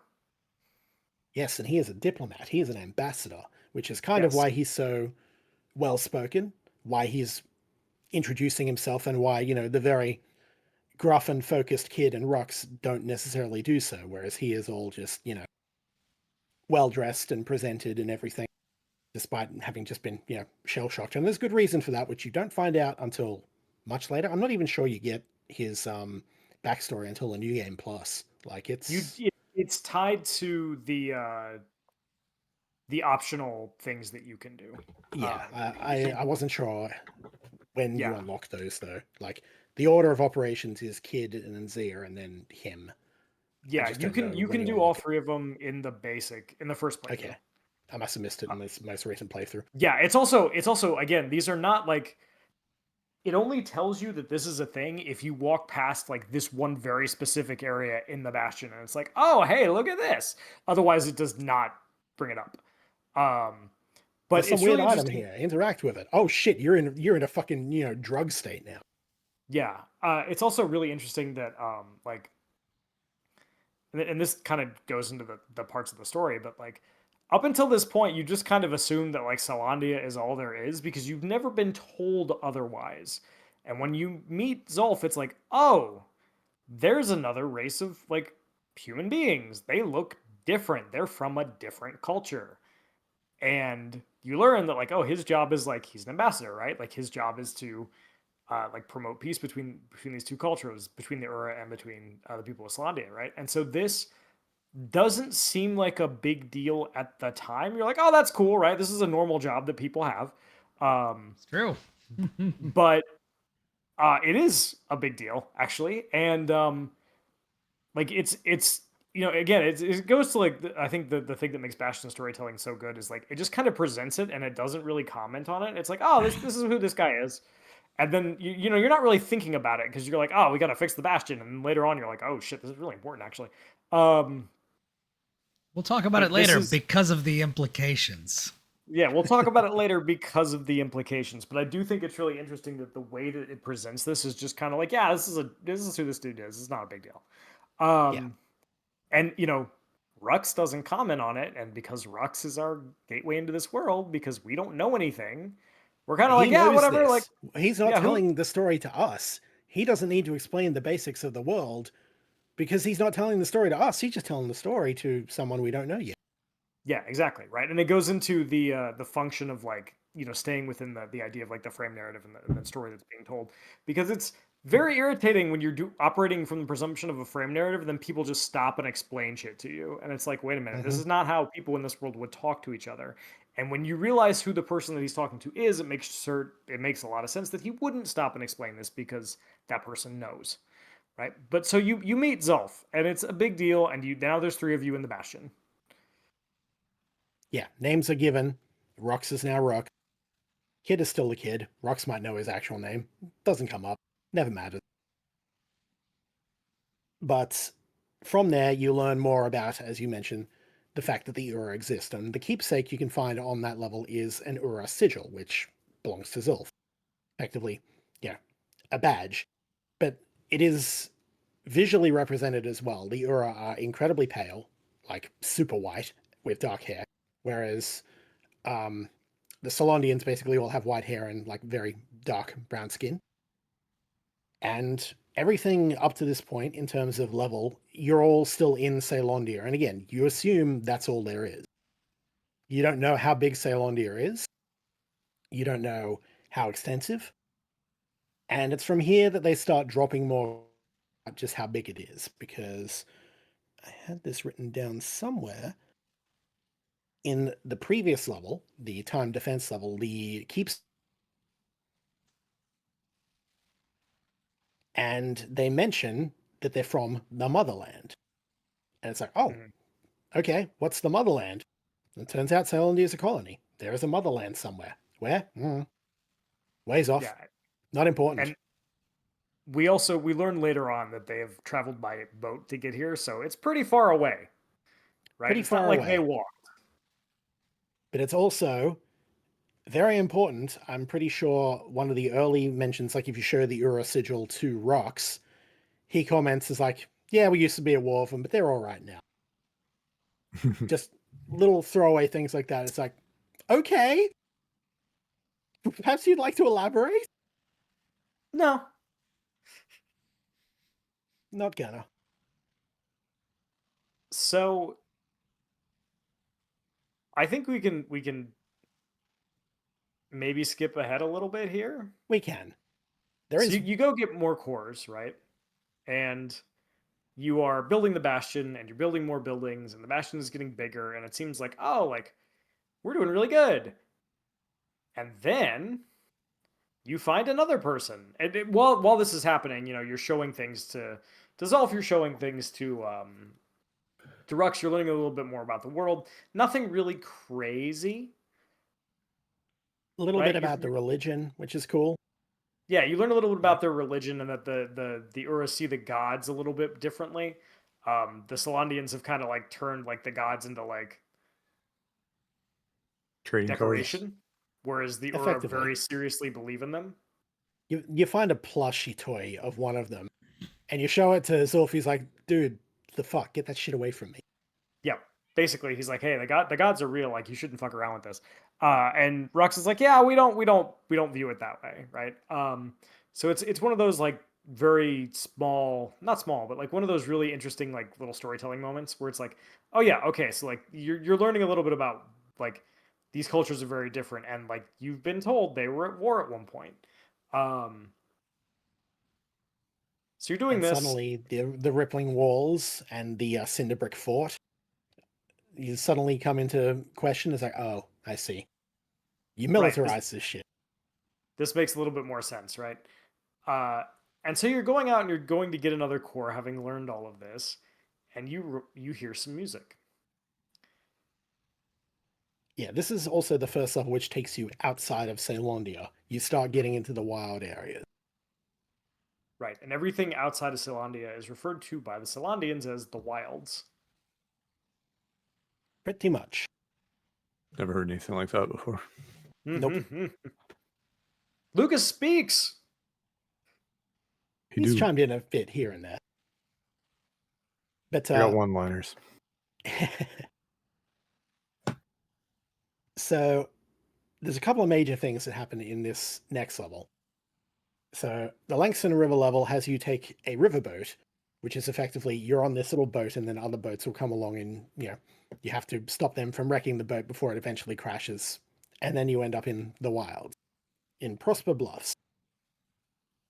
And again, the framing device of the story is really kind of first highlighted here, because one of the first lines Rox says is, "You should remember this next part." Mhm. And as you start going through the level, it's kind of quiet, and then you hear singing, a woman singing. And the song Build That Wall is being sung in the background, which Rox will allude to and comment as if the singer is the person he is speaking to. Mhm. And sure enough, at the end of the level, you find two very important things. One is this singer in question, and her name is Zia. She is also an Ura. But the other thing you find is the leather-bound journal keepsake, which will be very important in a moment. Yes, and Mhm. it's important to mention that Zia is a little bit different from Yes. Zolf, because while Zolf grew up as an Ura and like was part of that culture, she was not. She grew up in Solandia. Yeah. She is Ceylondian born and lived in that, and her backstory thing, I will say, I'll also just quickly double back. By this point, you have access to the first Who Knows Where section, which is effectively the wave, it's a gauntlet. It's 20 waves of enemies. And as you clear a wave, Rux narrates a bit more. And each one of those is tied to a specific character backstory. And the first one Yep. is for the kid. You get a bit more information about him. And it's like, troubled kid, didn't do so well at school, single mother. So he's like, I'm going to go volunteer for the wall. And the wall is, you do 5 years on the wall. It's tough. It's so bad that nobody had ever gone back for a second term. Thing is, when the kid comes back, he finds his mother is long dead. The money he was sending her is nowhere to be seen. And he's now left with even, no prospects or anything like that. So he goes right the fuck back to the wall for a second term. No one else in Ceylondia's history ever did that. And this explains a And lot of his skill with the hammer and everything, because, he's kind of an engineer. Builds yes, shit. he also starts to go outside of the city and like be kind of a explorer tracker. Works very closely with like the breakers and the other like the And the marshals. brushes, yeah. Yeah, and like becomes this very trusted uh kind of, Handyman of sorts. yeah, that like the other the like the various jobs that you can have at Salon, they kind of trust him to do this because he has more experience basically doing it than anybody else. He's kind of like the Um, the fixer. Yeah. yeah. And he is out doing that when the calamity happens. And this is kind of what you learn of his story. Yeah. He did not just wake up in the middle of, immediately after the calamity. He had done, he was outside and kind of what the fuck what happened. Seems to be the framing device. So hence, the story did not start at the beginning. Mhm. But going back to it from there, so Zia is brought back, and then you have the full cast of characters. That's it. Everyone else is just, an enemy of some description. And again, very different from Zulf in that, City Born has quite the backstory, which will come up later. There will be a second Who Knows Where, a couple levels from now, where you get more of the backstory into her, and it sucks. It's really unfortunate what she's been through. So she doesn't have good memories of any of that beforehand, of the world that was, Mhm. which means she kind of takes to this world better than a lot of the others, than Sylph and Rox. And that's kind of reflected towards the end, but also you find a spyglass fairly early on, you show that to her, and then apparently she starts being your scout. She starts spotting areas for you to pick out where you should be going next. Kind of alluded to. And of course, big into singing and, playing her little harp lyre thing. Something like that. Hmm. I think it's a lyre. Got it written down somewhere. Either way, yeah. The song is very, very, very core to it. And the lyrics of it as well, which you hear both in the level and even Rux comments on part of it, but not necessarily the right part of it. It is very much an Ura song about how they dig their hole, you build your wall. Because the Ura are an underground society, hence the pale skin. And, Ceylondia builds their wall to protect themselves and everything. And it's it's a great song. Like, fucking great song. But it just ties into the world building of it so well. And I just love that that's something they did, Only a couple of lyric songs in here, but it's character focused, it's world building focused, it adds to it. It's just so good. And it is the only other, aside from, the kids' grunts and Rux's narration, is Zia's singing and eventually Zia's speech towards the very end. Which it's is also, like you said, like the other big thing is the journal, which is written in Ura. Yes. So Rux can't read it, the kid can't read it, and Zia can't really read it because she's didn't grow up in that culture, right? Like she does not have that grasp of the language. The only person who can read it is Zolf. And Which this is the comes one back person, later. which is the one This is person the who one thing maybe we did not shouldn't want it to have happen. read it. Yeah. But it's also like a really brilliant bit of like narrative design, because like by this point you've just been trained to like, oh, I get a new item, I show it to all my friends, right? Yep. And you show it to Rux, and he's like, if I know what was in there, I would have translated it immediately. And then Zolf just kind of like takes it and like reads it for a little bit, and you're like, huh. And then show it to Zia, she can't read it, right? And the game Even though doesn't it was really written by comment. her dad, which you Yes. find out. But you don't like, the game really doesn't comment on this, and it's like, cool, all right, you did a thing. You've got Zia, like, back to the wilds, man. Go get some more cores. This is an absolutely pivotal. Zolf will remember that moment. Yeah. Also, Because real quick, stepping back just a moment, there's something to be said about when a game has a song in it, and by that I mean like capital S song, like a produced song. That really doesn't happen often in a lot of games. Like there's a big difference between like there's a scene where like a character is singing and maybe it's important, maybe not. But when there's like a produced, backed with instrumental, takes charge of like the sound mastering, like a song that happens. It's pretty uncommon and it's really effective. Immediately draws attention to itself. I think of like Lunar a lot when I play Supergiant games, because they typically do this a lot. Like Hades does it. Transistor is the all whole about thing it. is songs. Yeah, I can't speak for Pyre, but they really use this device very effectively to be like, hey, this is something you should probably pay more attention to. Like it's not just background music. Yeah. In Pyre, Yeah. the big song is kind of the way you learn the history of the world. Like it's kind of crazy. And it's played during it's huge. Yeah. It's literally the boss fights, effectively. Yeah. Like the final boss fight of the game is when this song is sung, and you learn about like how this world came to be from I suppose I'll phrase it this way, from a perspective of someone who knows, which is crazy. Fuck, man. Let's stop talking about Bastion. Let's go talk about Pyre. Yeah, let's do it.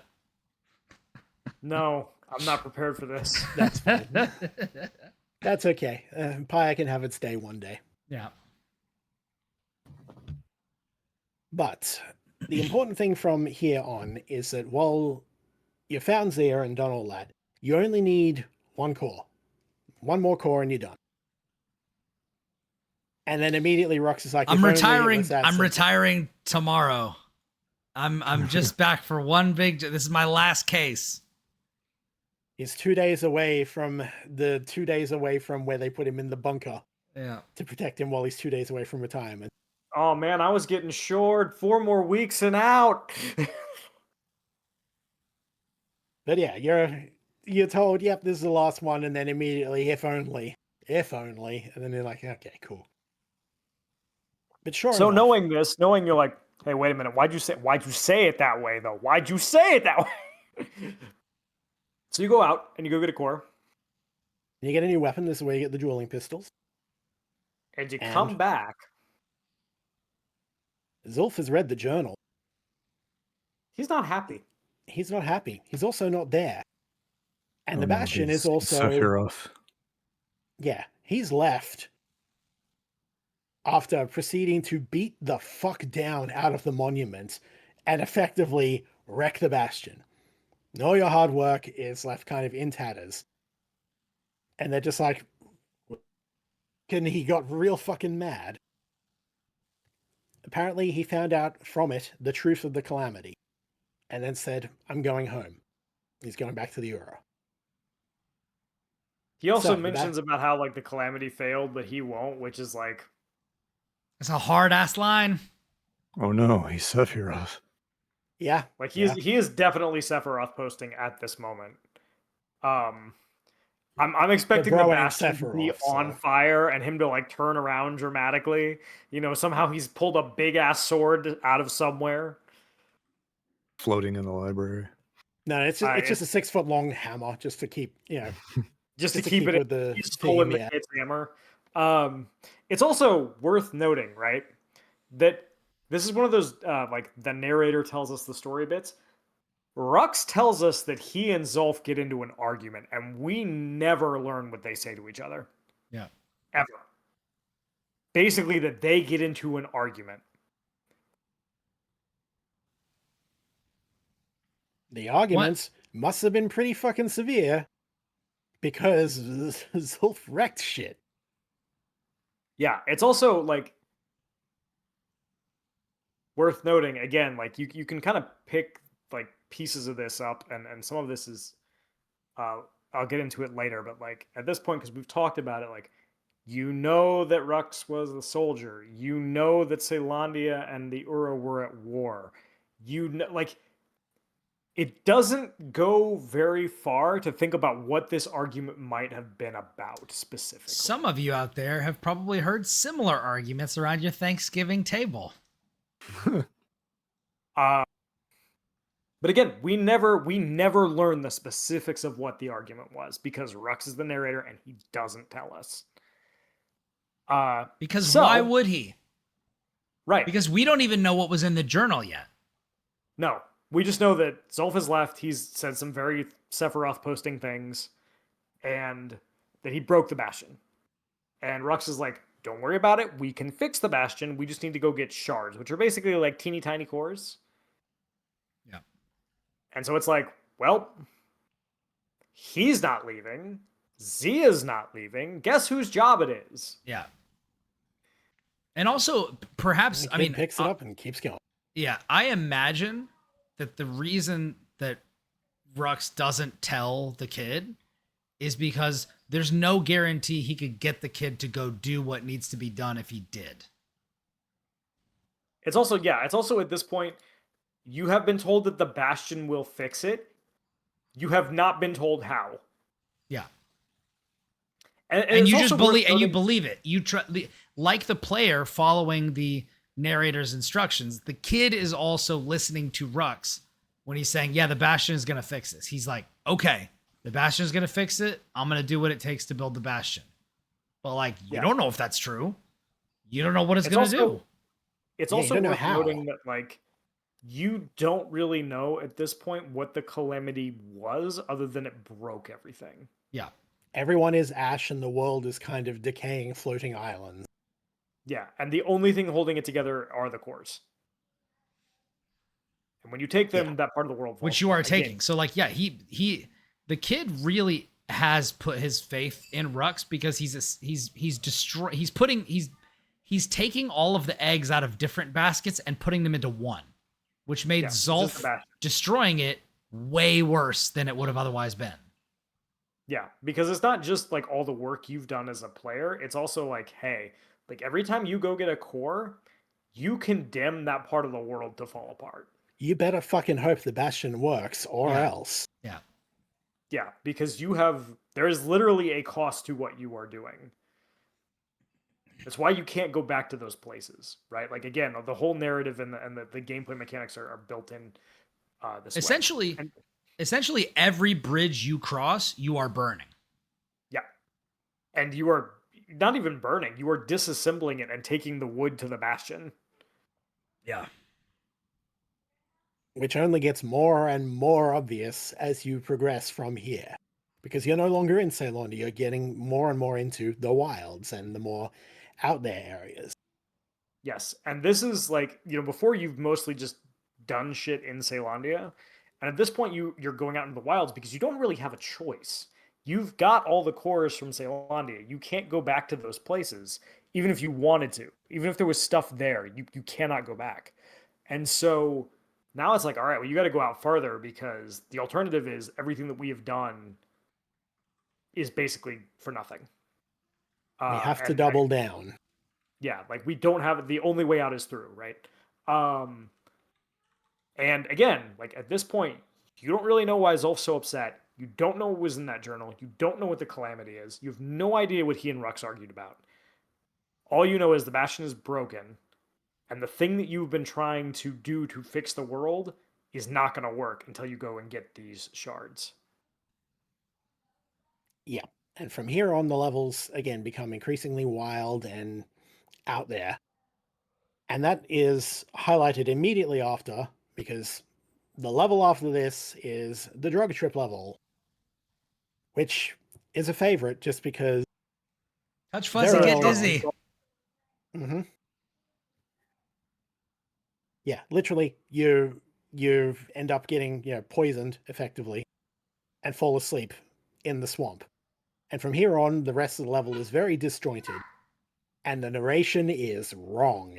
It's fucked. It's great. Yeah, it's basically like narration that you have heard before, but like altered or put in a different context or just wrong in a way And that's it's like very demeaning. yeah, It's in a very way much that's like unsettling for the kid. If you're actually going through this, you go, oh god, I am having a nightmare. What am I? yeah, it's unsettling. Like it kind of Mhm. fucks with you and you're like, wait a minute, this is wrong, right? It But also has Rock singing Zia's song, which is great.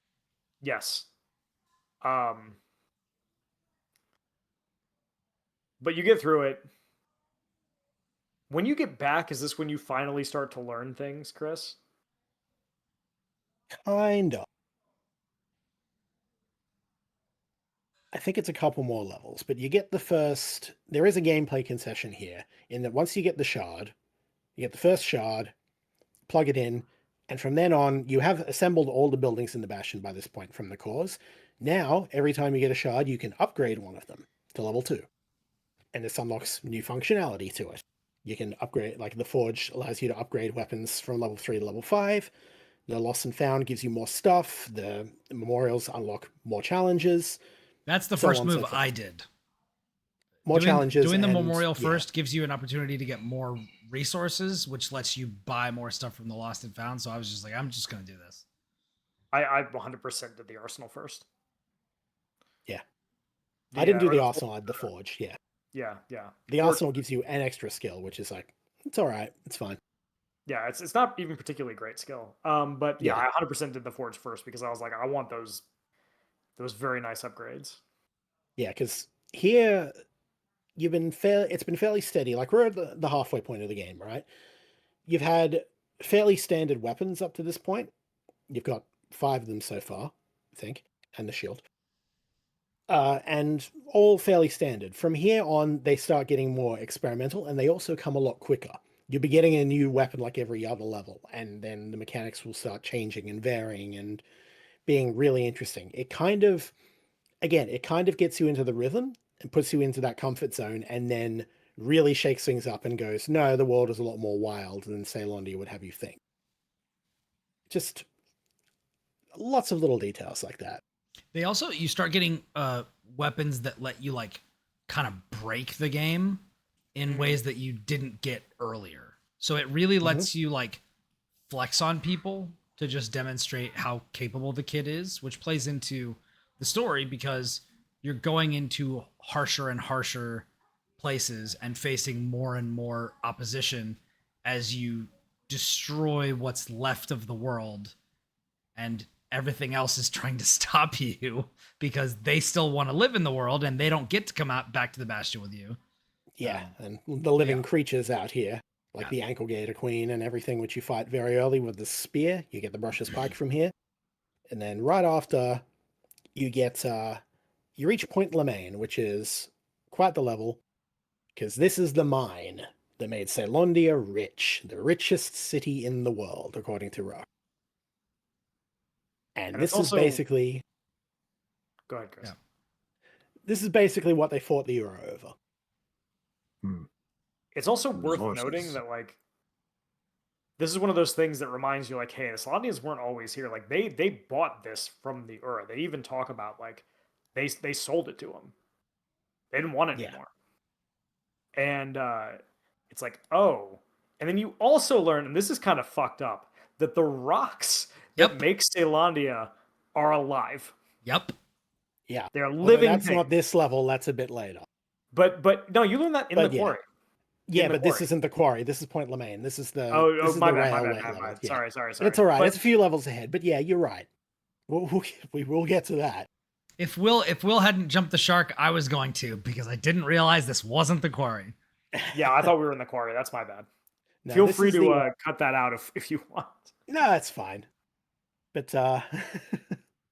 so yeah, this is the rail level. So you're on the camera scrolls for you, and you're just kind of on the thing. But you also get the army carbine, the rifle, which is again Amazing. Yeah. baby. stayed in my equipment for pretty much the whole time.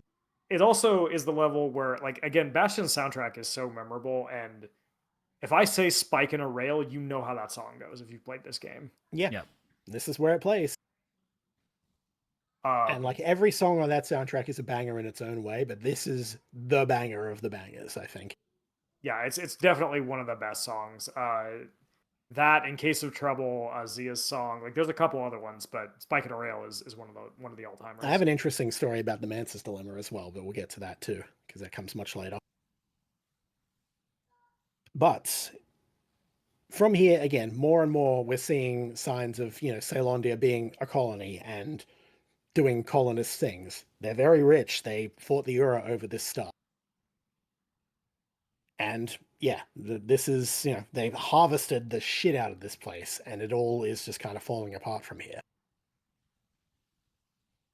But then, shortly afterwards, at the end you find an Ura, just another person. It's not Zulf, it's not named or anything. And they give you a letter, and then knock you the fuck out. But the letter is an invitation for Zia to head east and learn about her people and the Calamity and learn the truth. Mhm. And this is where you get access to Zia's memories. So if you do the 20-wave gauntlet or whatever, you learn more about her backstory. And the deal is, after the war, some were, did live in the city, or they came to live in Ceylondia, but the deal was if they did, they effectively renounced their ties and could never leave. Right, and they were also basically treated as second-class citizens. Yes. And one of this is things You go ahead. Oh no, it's again one of those very subtle storytelling things. Like you learn from you give Zia spices at one point, and she's like, "Yeah, I've never had those because we weren't allowed to. Yeah. Like those were for people from Ceylondia, people who had money, and we did not have money because we were not from Ceylondia." Mm-hmm. And yeah, you learn more about her backstory and how her father, in particular, was basically brought under the heel of the Mancers, who are effectively the scientist caste of the Ceylondian, and made to do weird research projects. And her story is very tragic because basically the only friend she ever had kind of was using her to effectively, you know, sell out the dad. And so eventually she was just made to, she got into trouble for trying to break out and, go to the Ura. And was found because the guy gave her away. And then so that meant the dad got massively in trouble. And the only way Zia could be freed was if he basically agreed to go back and work for the scientists and, continue his work on whatever he was doing. And at this point, he basically says, go home, close the door, lock the door, and stay in there no matter what happens. The next day, her door has turned to ash. And that's all we know from that point. Mhm. And we learn, again, more about the culture, the fact that she was never really part of the Ura. She doesn't, again, can't read the language, doesn't really know all that. Wouldn't mind learning, but kind of Zulf and the other Ura kind of, they almost assume things of her in their own way, and then she goes and finds out later, and yeah, we'll get to that. But yeah, you get more and more into the weeds in here, and it's here where, again, the story just gets increasingly more, what the fuck are we doing? Is something, this doesn't feel right. And more you're kind of playing with the idea, the player is encouraged to think, what is Rux saying? What does he know? He's so in the weeds in this. Can he be trusted? Is he reliable? No, of course not. But more and more seeds are being planted, especially as more and more details are being revealed. And we start questioning more and more as, the very animals are starting to gather shards and kind of huddle for protection, which we then have to take back. It's like, it's going to be fine, really. It's like, is it though? I don't know about that. This doesn't feel fine. So we get into the volcano level, which is where we get the fire bellows. Lucas's favorite weapon. This is actually a favorite of mine, funnily enough, because once you get a couple of upgrades or whatever, it just auto tracks, and when you're dealing with like the birds or whatever that kind of swarm you from every direction, you just hold that button down. And it's like done, dealt. Yeah, this was my main secondary weapon in my first playthrough of the game. Yeah. Way back in the day, way back in 2011, you said 2012. 2011 it came out, yeah. Yeah. I didn't use it this time because I was too busy. Like I really tried this time around to experience and play with all the weapons to an extent. I upgraded all of them at least to level, like, I think I leveled them all up like all the way and tried all of them a bunch of different ways. So yeah, I used to lean on the musket a lot more than I did this time through. So for whatever reason, I didn't do it this much. And again, I tried to play around with all of them. I played this quite a few times by this point. yeah. But I recall this time around, I really enjoyed the flamethrower more than I remembered. I'm like, neat. You don't have to worry about it because literally the next level, you get the mortar. My baby. The galleon mortar. It literally just, oh yeah, Ceylondia came in ships and they have mortars. Mhm. And now you just get one of these and you set it up, you're locked in position, and you're tracking, the little tracker marker continues the more you hold the button down.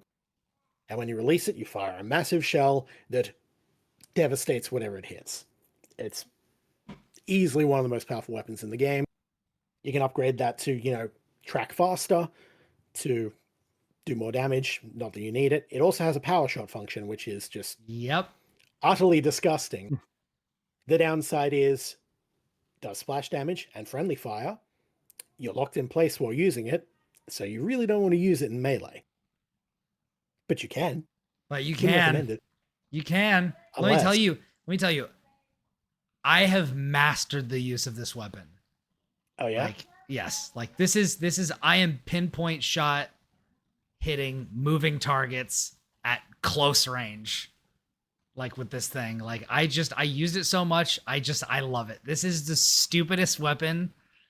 It's not the stupidest weapon because you get a weapon like the last weapon that you get in the game is the stupidest weapon, but this is the second last weapon, and it is very stupid. Yeah, it's really dumb, and I love it. Now, the next level after you get the mortar is the Bastion quarry, and now we can talk about what Will alluded to earlier, a couple levels after. This is a mine that Saelandia bought from the Ura. Didn't want it, and they were like, why? Don't know. A lot of that is spiritual. Moon's haunted. Yeah. Because they didn't want to mine these rocks. Because, again, they're a very spiritual people. They take, more care of the religious side of things. And they didn't want to mine the rocks when the rocks remember. The rocks are at least alive enough to have memory. And these are the rocks that the cores and the shards are made from. Yep. And so a lot of that comes back to, if all of this is the core, literally, functionality of the Bastion, what does that mean? Well, there's a good chance there is a backup. It is just these rocks have the memories of all that was before, and they're just tapping into it. And from here, once you get one of the back, things did you mention the stones remember, but they grow like trees, like yes. not large wise, but like the older a tree is, the more rings it has. The older a stone is, the more it remembers.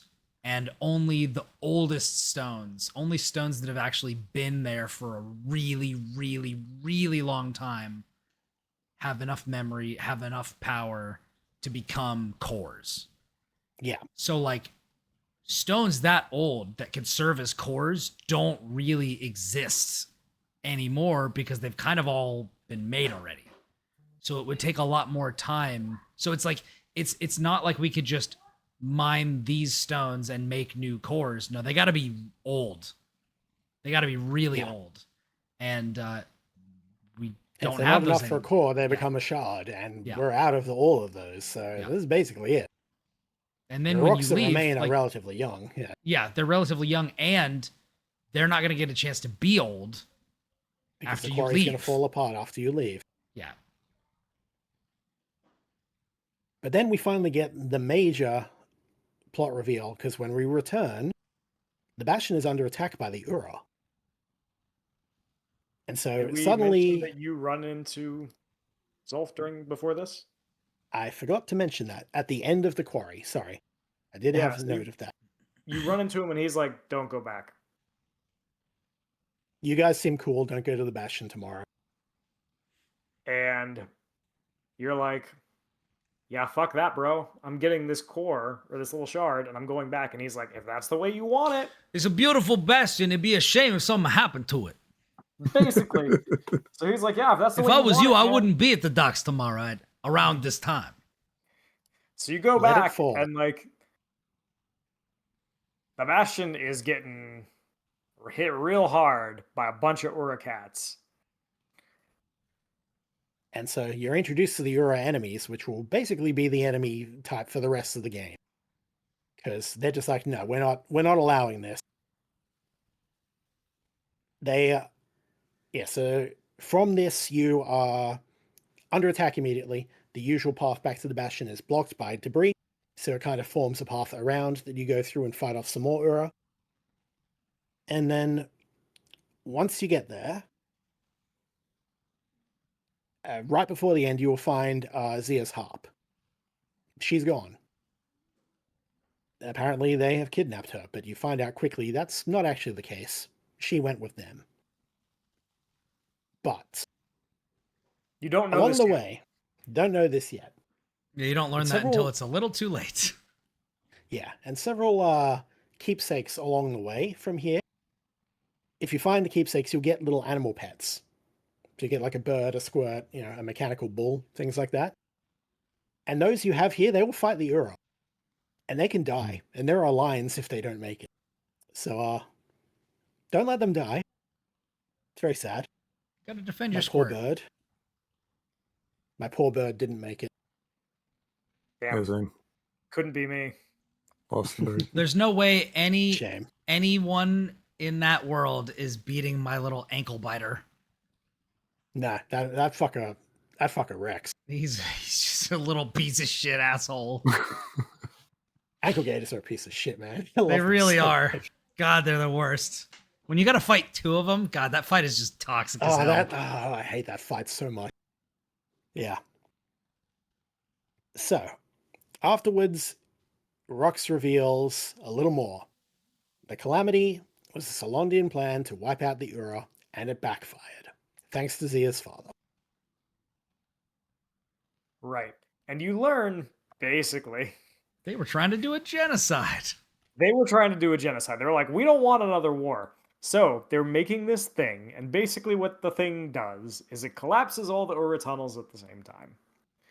And Zia's dad was one of the guys who was working on this.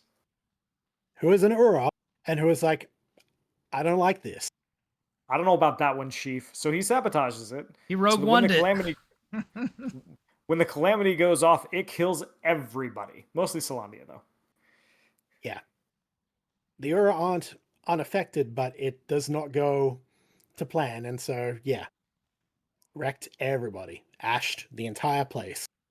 You also learn that Rux knew about all of this. Yep. All of this. And in fact, actually worked on the project. He was more focused on the Bastion project, in fairness, but he knew he was part of it. He is not innocent in any of it. Yeah. Which is why he didn't tell you what was in that journal.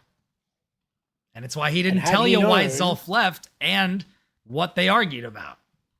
And in fairness, he didn't know what was in the journal. But he's like, had I known, I would have fucking translated that shit immediately. Yeah. And it also makes a lot of his comments about the Ura from both there and that point on make a lot more sense because you're like, oh, Yeah. you kind of a racist. At best, Rux was just following orders. Yeah. At best. At best. Like there's no version of this story where he comes out of this clean. And he still tries. Like he doesn't completely wash his hands of it, but he does say, you know, there were disagreements or things like that. I focus on the Bastion, yada yada. But it's like you're still complicit, and this is you telling Zia after the fact, effectively. Yeah. That is the framing device. So yeah. And the way he talks about some of the Ura after that are like, I don't know. don't know about that. Maybe you should just be quiet, Grandpa. Yeah. It's also worth noting that one of the more interesting like game design choices that Bastion makes is when you kill literally anything else in this game, it disappears. When you kill an Ura, their body stays there. Yep. Yeah. Yeah. Feel the weight of what you are doing, kid. But from here on out, you're fighting the Ura for the rest of it. Yeah. Because And have we talked about you gotta go get Zia yet? no, but that's basically what you do immediately. Yeah, that's the next beat. Yeah. You're just like, Zia's gone, found the harp. I gotta go get her back. The assumption, Assume yeah, they've the been assumption, like kidnapped you said or- earlier, the assumption is that she's taken. I don't remember. Does Rux actually say that they took her? No. Or does the kid He just does- kind of like Basically- figure that that's what You happened? assume it based off the harp. Yeah. You Yeah, found, because you find basically the harp and it's assumption like, is there's no way she would have left this behind. Yeah. yeah, why would she leave the harp behind? That's everything to her. She is the singer, you know? But if she found out what happened, she might not feel like singing anymore. Which, well, Yeah. We'll get So we to also that. learned that like, Zolf is she left a note for her earlier, which we talked about, but like, so she's gone after this happens, and you're like, okay, now they've taken my girlfriend, right? Like, that's how the game kind of incentivizes you to think about this. Well, I was Whether or thinking not like that's true- she's the scout, but yeah. she's the I mean, scout, but there's allusions to it. It's incredibly minor. It's like nothing explicit or anything like that, but it's like, there's 4 people left, bro. Who you gonna go with? Well, I Yeah, mean, and also like it's she's hinted at. It's very never, like, set out. she's very endearing. Like it's impossible not to Yeah. like Zia. Like she's Yeah. great.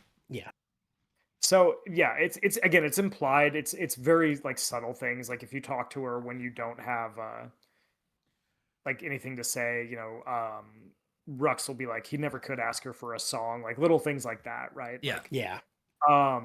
but it's it's like at the very least you're like, I like Zia, I don't want her to be taken, right? So it's time to go get her back. Here I go killing again. Yep. This level is a montage. It Yeah, is a multi-day section where you go through different, environs as you're effectively tracking after the Ura and, fighting a couple of ambushes, dealing with them, trying to, find Zia. You don't find Zia.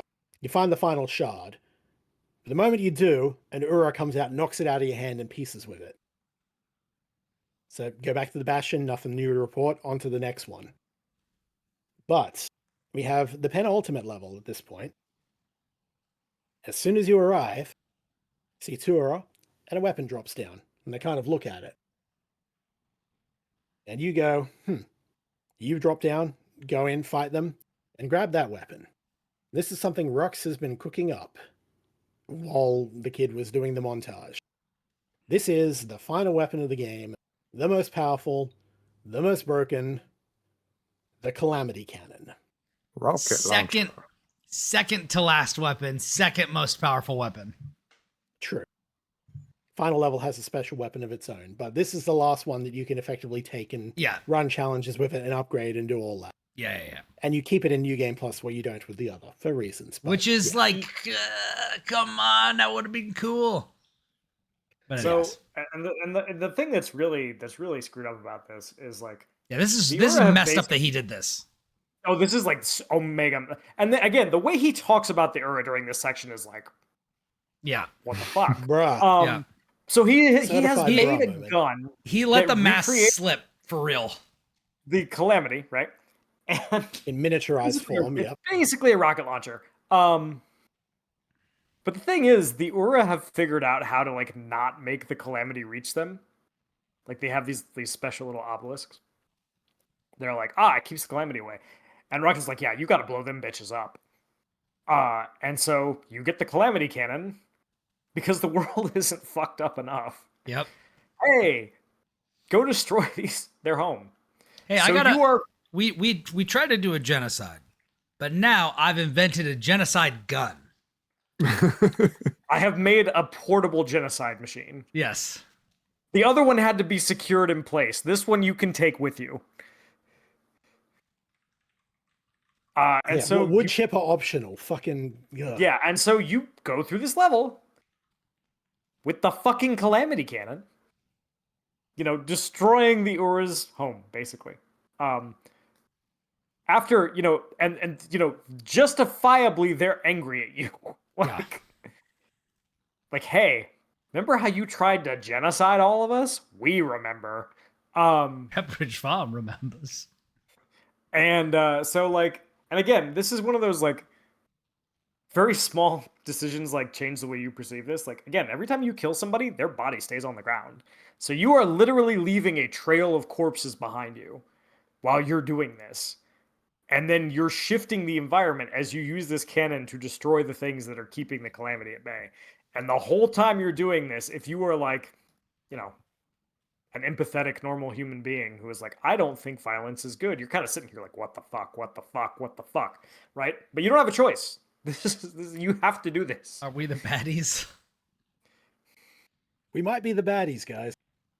So after killing like mad numbers of people, and even if not directly, well, you've broken the things that keep the Calamity at bay, so this shit's gonna come down anyway. And, Rux is just sitting there the whole time justifying it. Like, well, the Bastion will fix it. If only diplomacy was a thing that we could do. It's basically a line that he has at one point. Like, it's a shame diplomacy has failed. Like, motherfucker. I haven't seen you sit down these people to talk to them once. Tried one time you everything, and I'm did. all out of ideas. So you tried to do this, right? You try to you murder your way through the Ura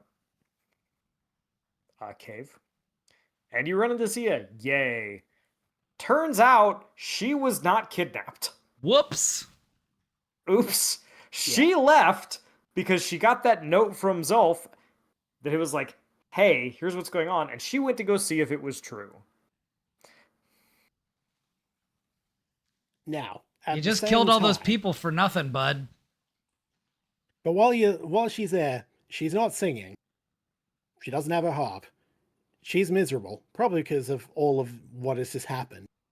But at the same time, she does agree to go back to the Bastion with you and did say, did not find much hope or future there. She went there of her own volition, and while you definitely didn't help matters, she came to her own conclusion, according to Rox anyway, that this is not the place for me either. But whether or not Rux is honest or accurate about that, she does come back with you. She does come back, and she will have her own words to say on the matter soon. Yeah. Because, she goes back, and you unlock the final challenge for the Calamity Cannon.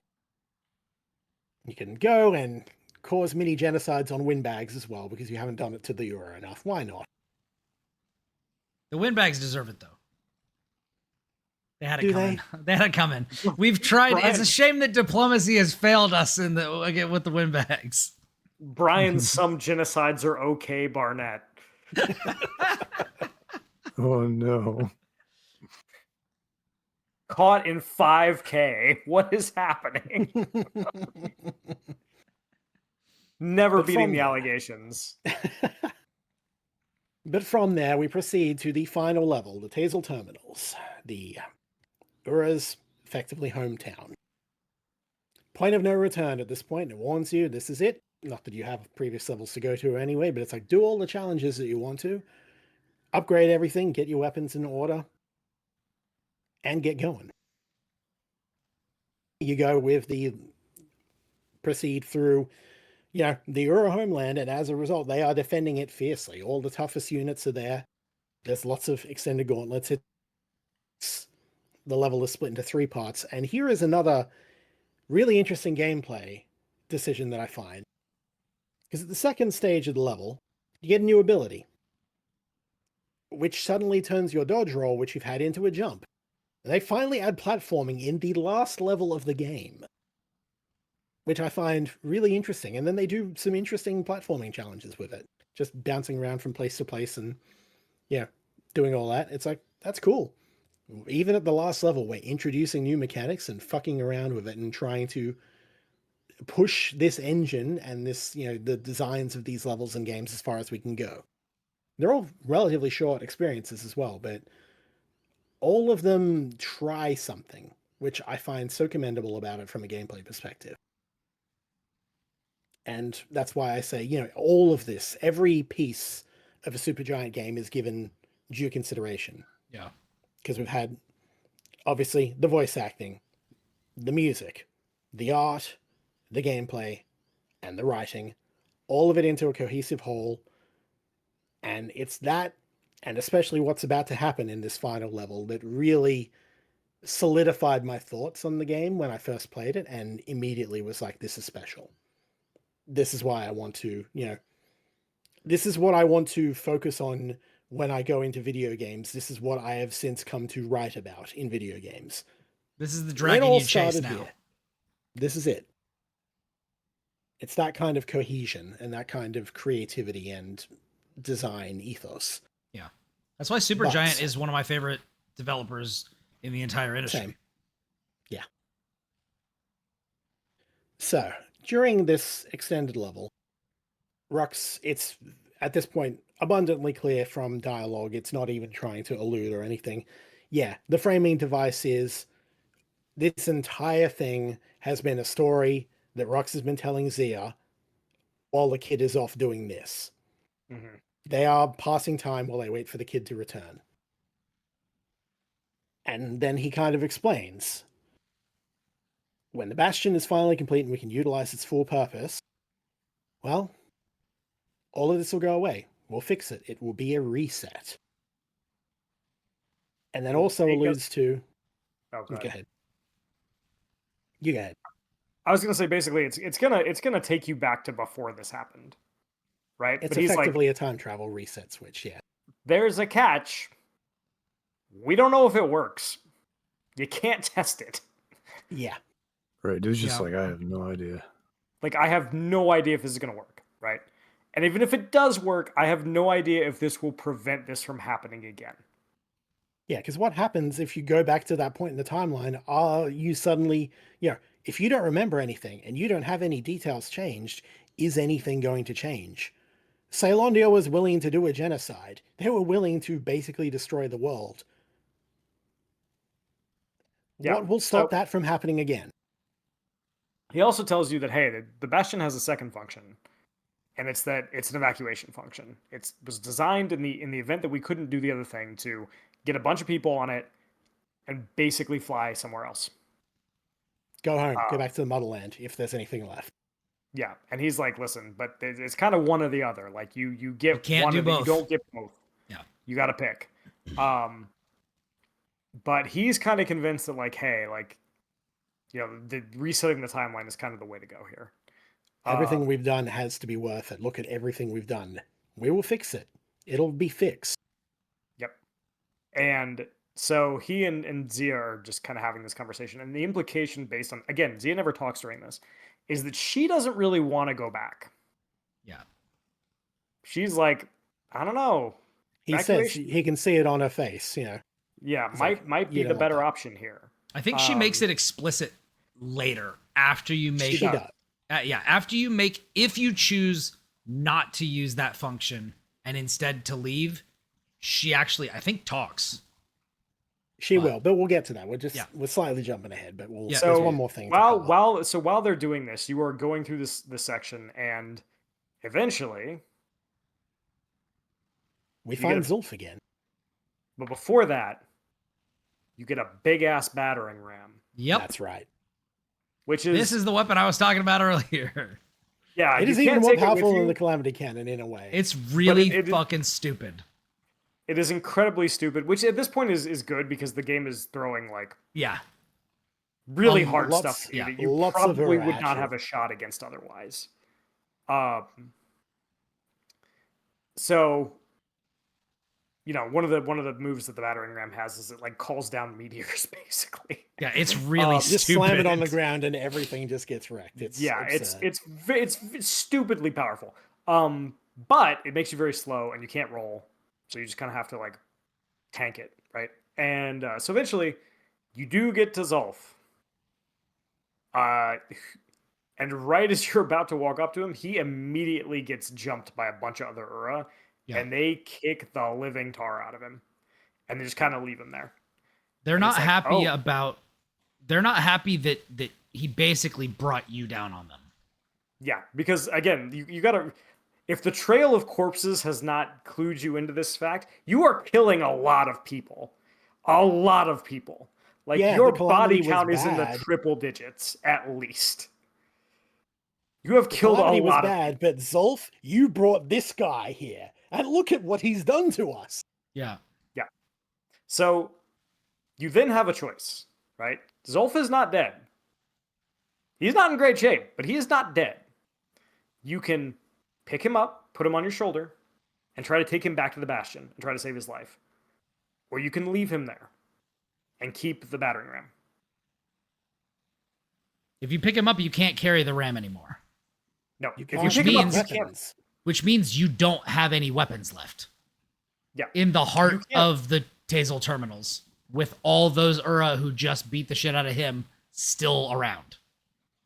Okay, so full disclosure, did anybody not pick Zulf up? Once on a second playthrough just to see what happened. It's exactly what you think it is, and there's nothing there. He's just absent from the ending. That's it. So you can do that, right? And you can make it easier on your way out. But if you pick him up, the game does a really cool bit of storytelling where, like, hey, you don't have any weapons. You're walking real slow because you're carrying another human being on your shoulders. It was a bit And of the a- aura are still shooting at you. Yeah. So And you're you can't hiding dodge behind, and you can't roll. yeah, you are hiding behind stuff because there is cover between, like, but you are getting shot at. And, like, you options when you don't have cover are basically like chug potion, right? And keep walking. And eventually your health gets low and then they just stop. And they're like, huh. And they Some allow of them you to, stop shooting you. Yeah. yeah, and and then they the more allow die you there? to pass. They slowly stop. You can at the very start, I think, but I think Yeah, at that point you have enough potions that you will just chug them and you'll be fine. Yeah, I was doing So I that by think- instinct, but then I was kind of wondering afterwards if it actually lets it I take you out don't at that think point it or not. can after, unless you're just standing there at the very beginning and letting yourself die. Yeah, You'd have I to think- actively go out. I of it. think once they start catching on to the fact that you're not gonna fight them anymore, and like people start like just watching you walk, I think from there you can't die. Yeah. No, At they- that they point, your won't hurt health you bar enough. disappears. Yeah. Your health bar disappears, your UI disappears, and you're just focused on the walk while the song plays, sung by Zolf. Yep. His perspective, Mother, I'm here. Yeah. And it's really powerful just having all these enemies just go, no, stop.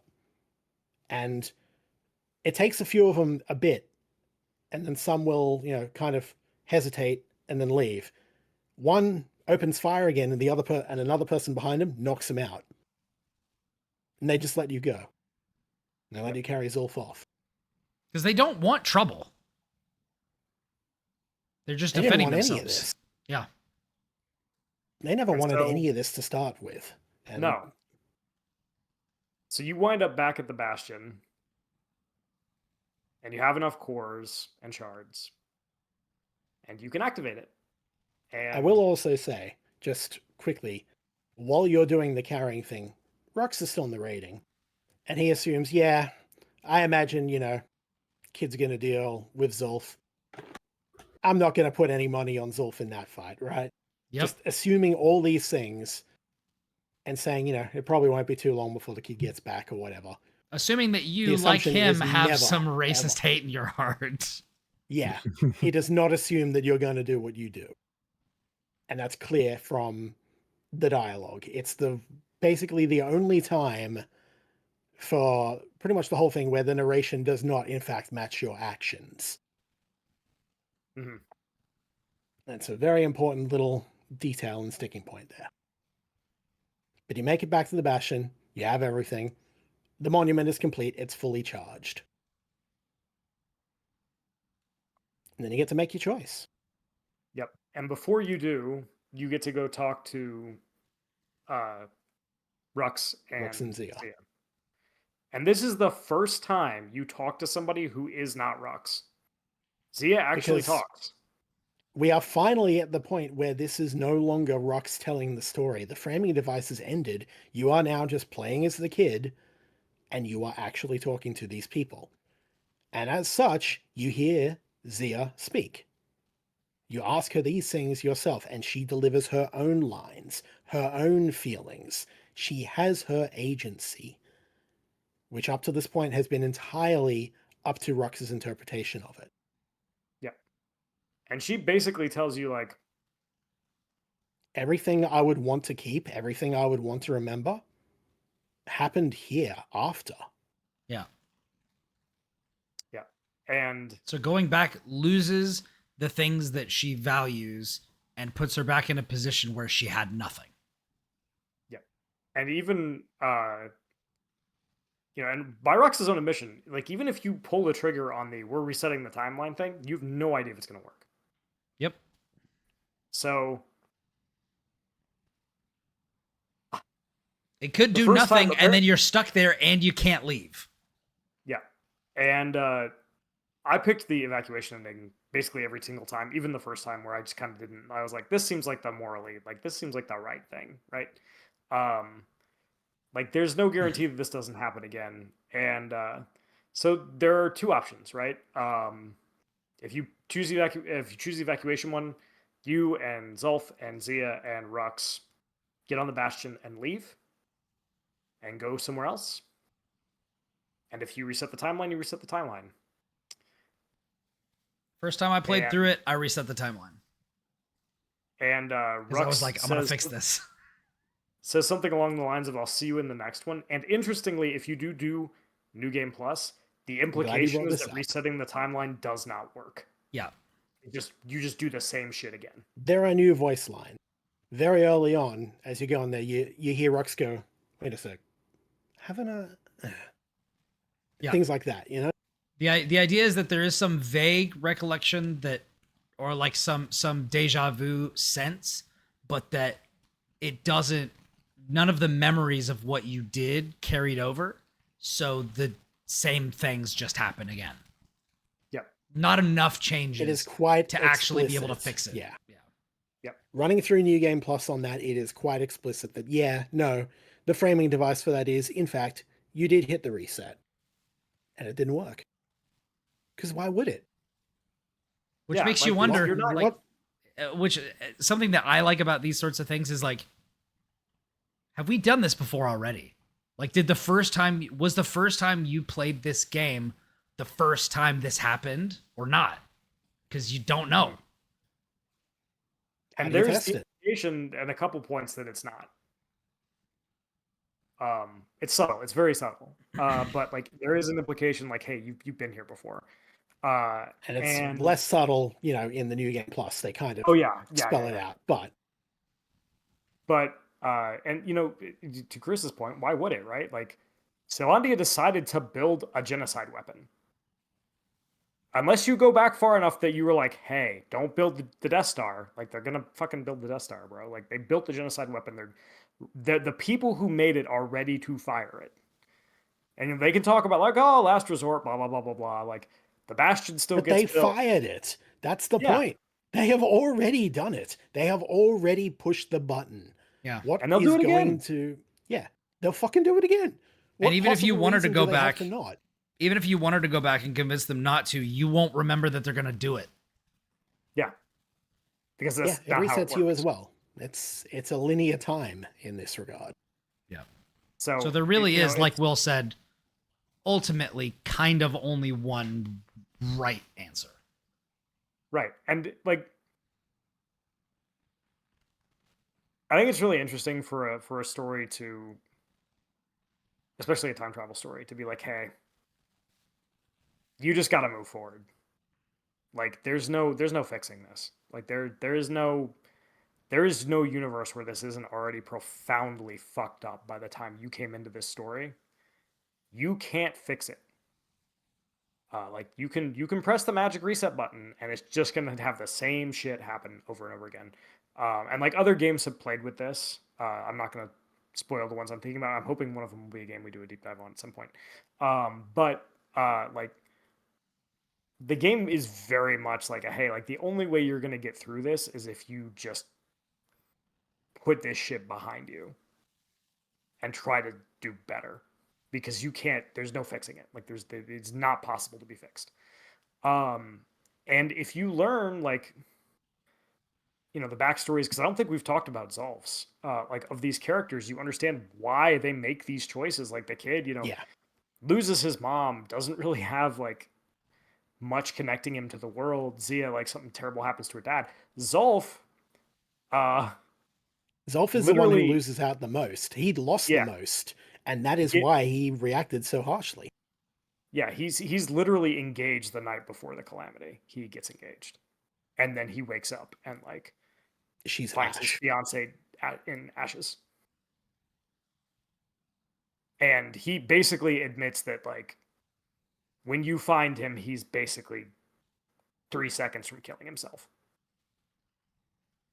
He's staring agape at the sky, and there is a keepsake on the level you find him, or nearby, where it very strongly implies at that point he had someone and he lost someone. Yeah. And that's really all you find out until you do the his who knows where section.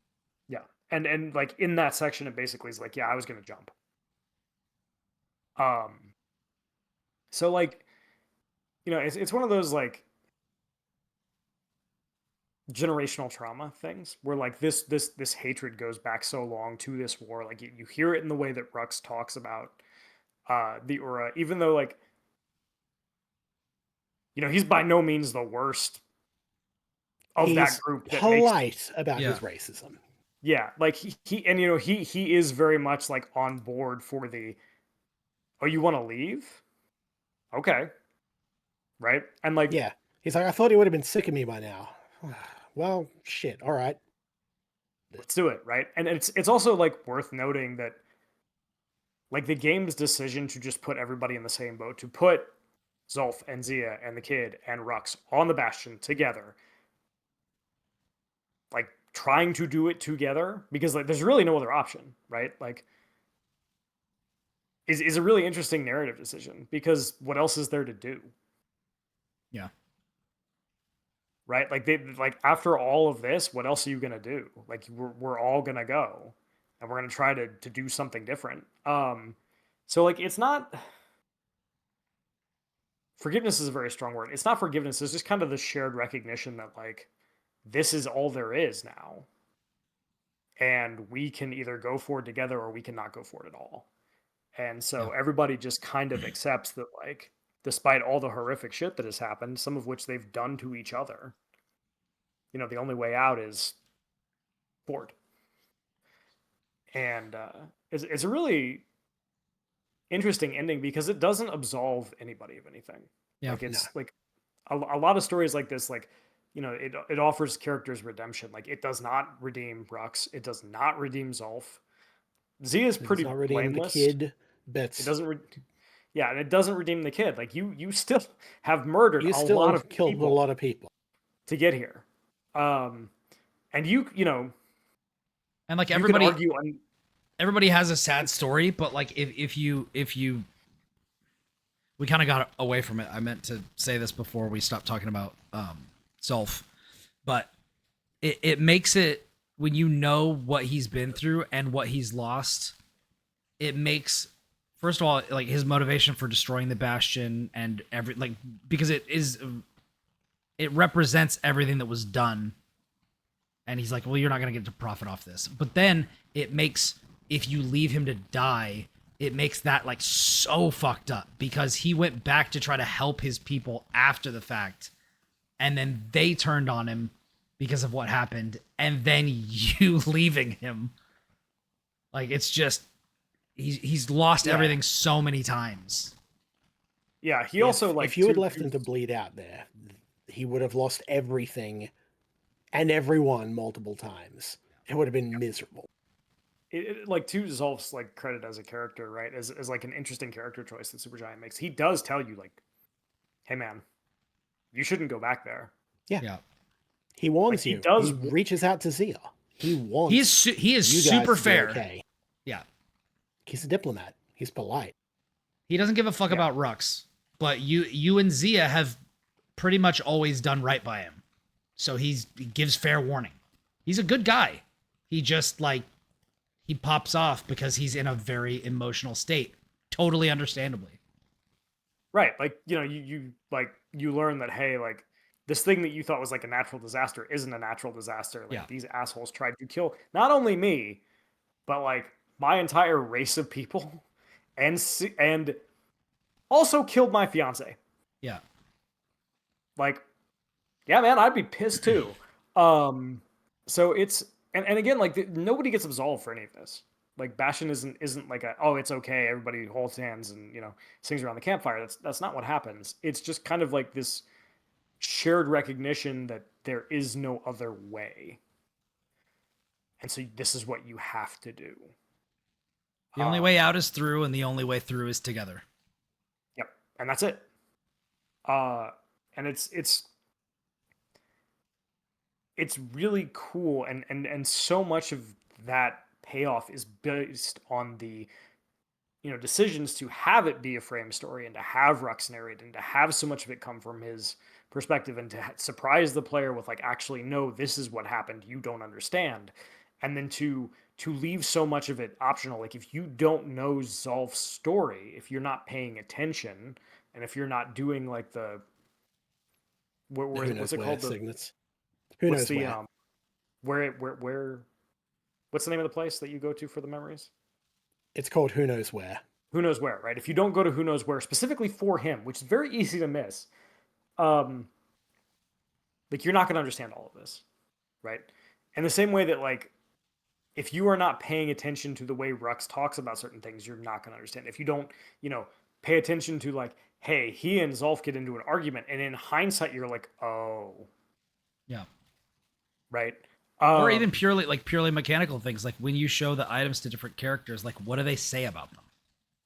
Yeah. But more to the point, what Rux says they say about them. Yeah. Right. And it's again, like we talk about like the unreliability of the narrator, and like, here's it's why I brought up Lolita. Like, Rux is very compelling as a narrative voice. He is. Like, he's got a very pleasant voice to listen to. He talks in a cool way. He gasses the kid up a lot, which means he gasses you up as the player. He's very compelling. And for most of the game, you have no reason to believe that he's not telling you the truth. But you really have to read into it. You have to look into it. You have to look and study. And then at the very end, the fact that Zia is able to speak with her own voice is also a big clue. Yeah. Because, we're like... The kid isn't just... Mechanically, everything. they're telling you, the kid isn't just taking Rux's word for it anymore. Mm-hmm. You are given the choice at the end. You have your agency. The kid has his agency. Zia has the agency. It's the only time in the story they do. Up until that point, it's all been, framed by Rux. And it's up to you whether or not you're able to dig into it and look into it and go, I don't know about that, or I'm not sure I have the full picture. Mm-hmm. And so much of Bastion is very subtle, as we've said before. You can glean a lot from just a couple of throwaway lines. There's no one sitting there giving you exposition dumps about, here is the year that the Motherland sent out the expedition to found the colony that became Ceylondia, and nothing like that. That would have been so boring. That would have been such a waste of time. I'm glad they didn't do that. Yeah. Right. And like, hey, Saudi society, pretty racist. The Ur that live there are second-class citizens, with the exception of Zolf, who impresses them enough that he basically gets to live like a Solanian, right? But for Zia, that's not, and the game does not like sit there and is like, hey, you should look at the way that these characters are treated. It never beats you over the head with it. It just kind of presents it, and you have to be like, oh, right, okay. And I think like the reason Bastion's narrative is good, and I think the reason it's better than most of Supergiant's other games, is because it doesn't tell you everything directly. It just kind of shows you like what stuff is, and then trusts you enough to be like, oh wait, hold up, that doesn't track, right? Or like, oh wait a minute, that okay. And so much of it is littered in such tiny little details that are so easy to miss, because you might not get that line of dialogue. You might not do the challenge that gives you something about the breakers or whatever, right? And so you're not going to know that. Or you might skip the who knows where sections entirely, right? And so much of the context for why the characters, act the way that they do might be lost on you. And you are trusted to kind of put together the story in spite of that. And it's pretty rare for a game to have that much faith in the player and to lock so much stuff behind, like, you might not see this. But if you do, even like the New Game Plus stuff, right? Like, they could come out and say like, hey, this didn't work. And they don't. They're just like, haven't I been here before? Haven't we done this before? Right? So, yeah. I love it. I love this game. It's so clever in how it handles it and how it respects the player enough to basically have the narrator lie to you, and you have to figure that out. You have to piece it together. And maybe you don't, and there's still a pretty solid game in here. Still a short 5 to 6 hour romp that looks pretty, sounds great. You'll have fun with it. But if you really dig into it, there's something here. And that's what drew me to it at the right place at the right time to really make me go, I get it. I get it, and I want more like this. It's also worth noting that like Bastion only works as a video game. Precisely. The story doesn't work in any other way. It like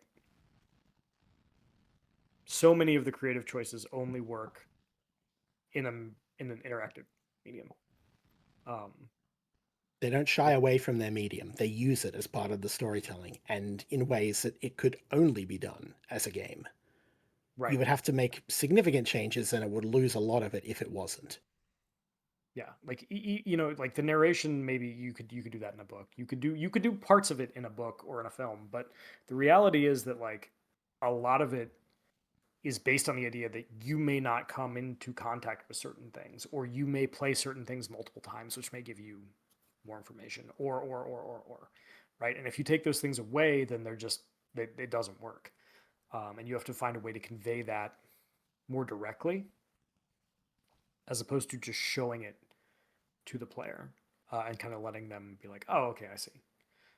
And the idea of like the video game as like someone tells you to do something and you go do it because that's the way video games work, right? Is also like Best a part of it. objective marker.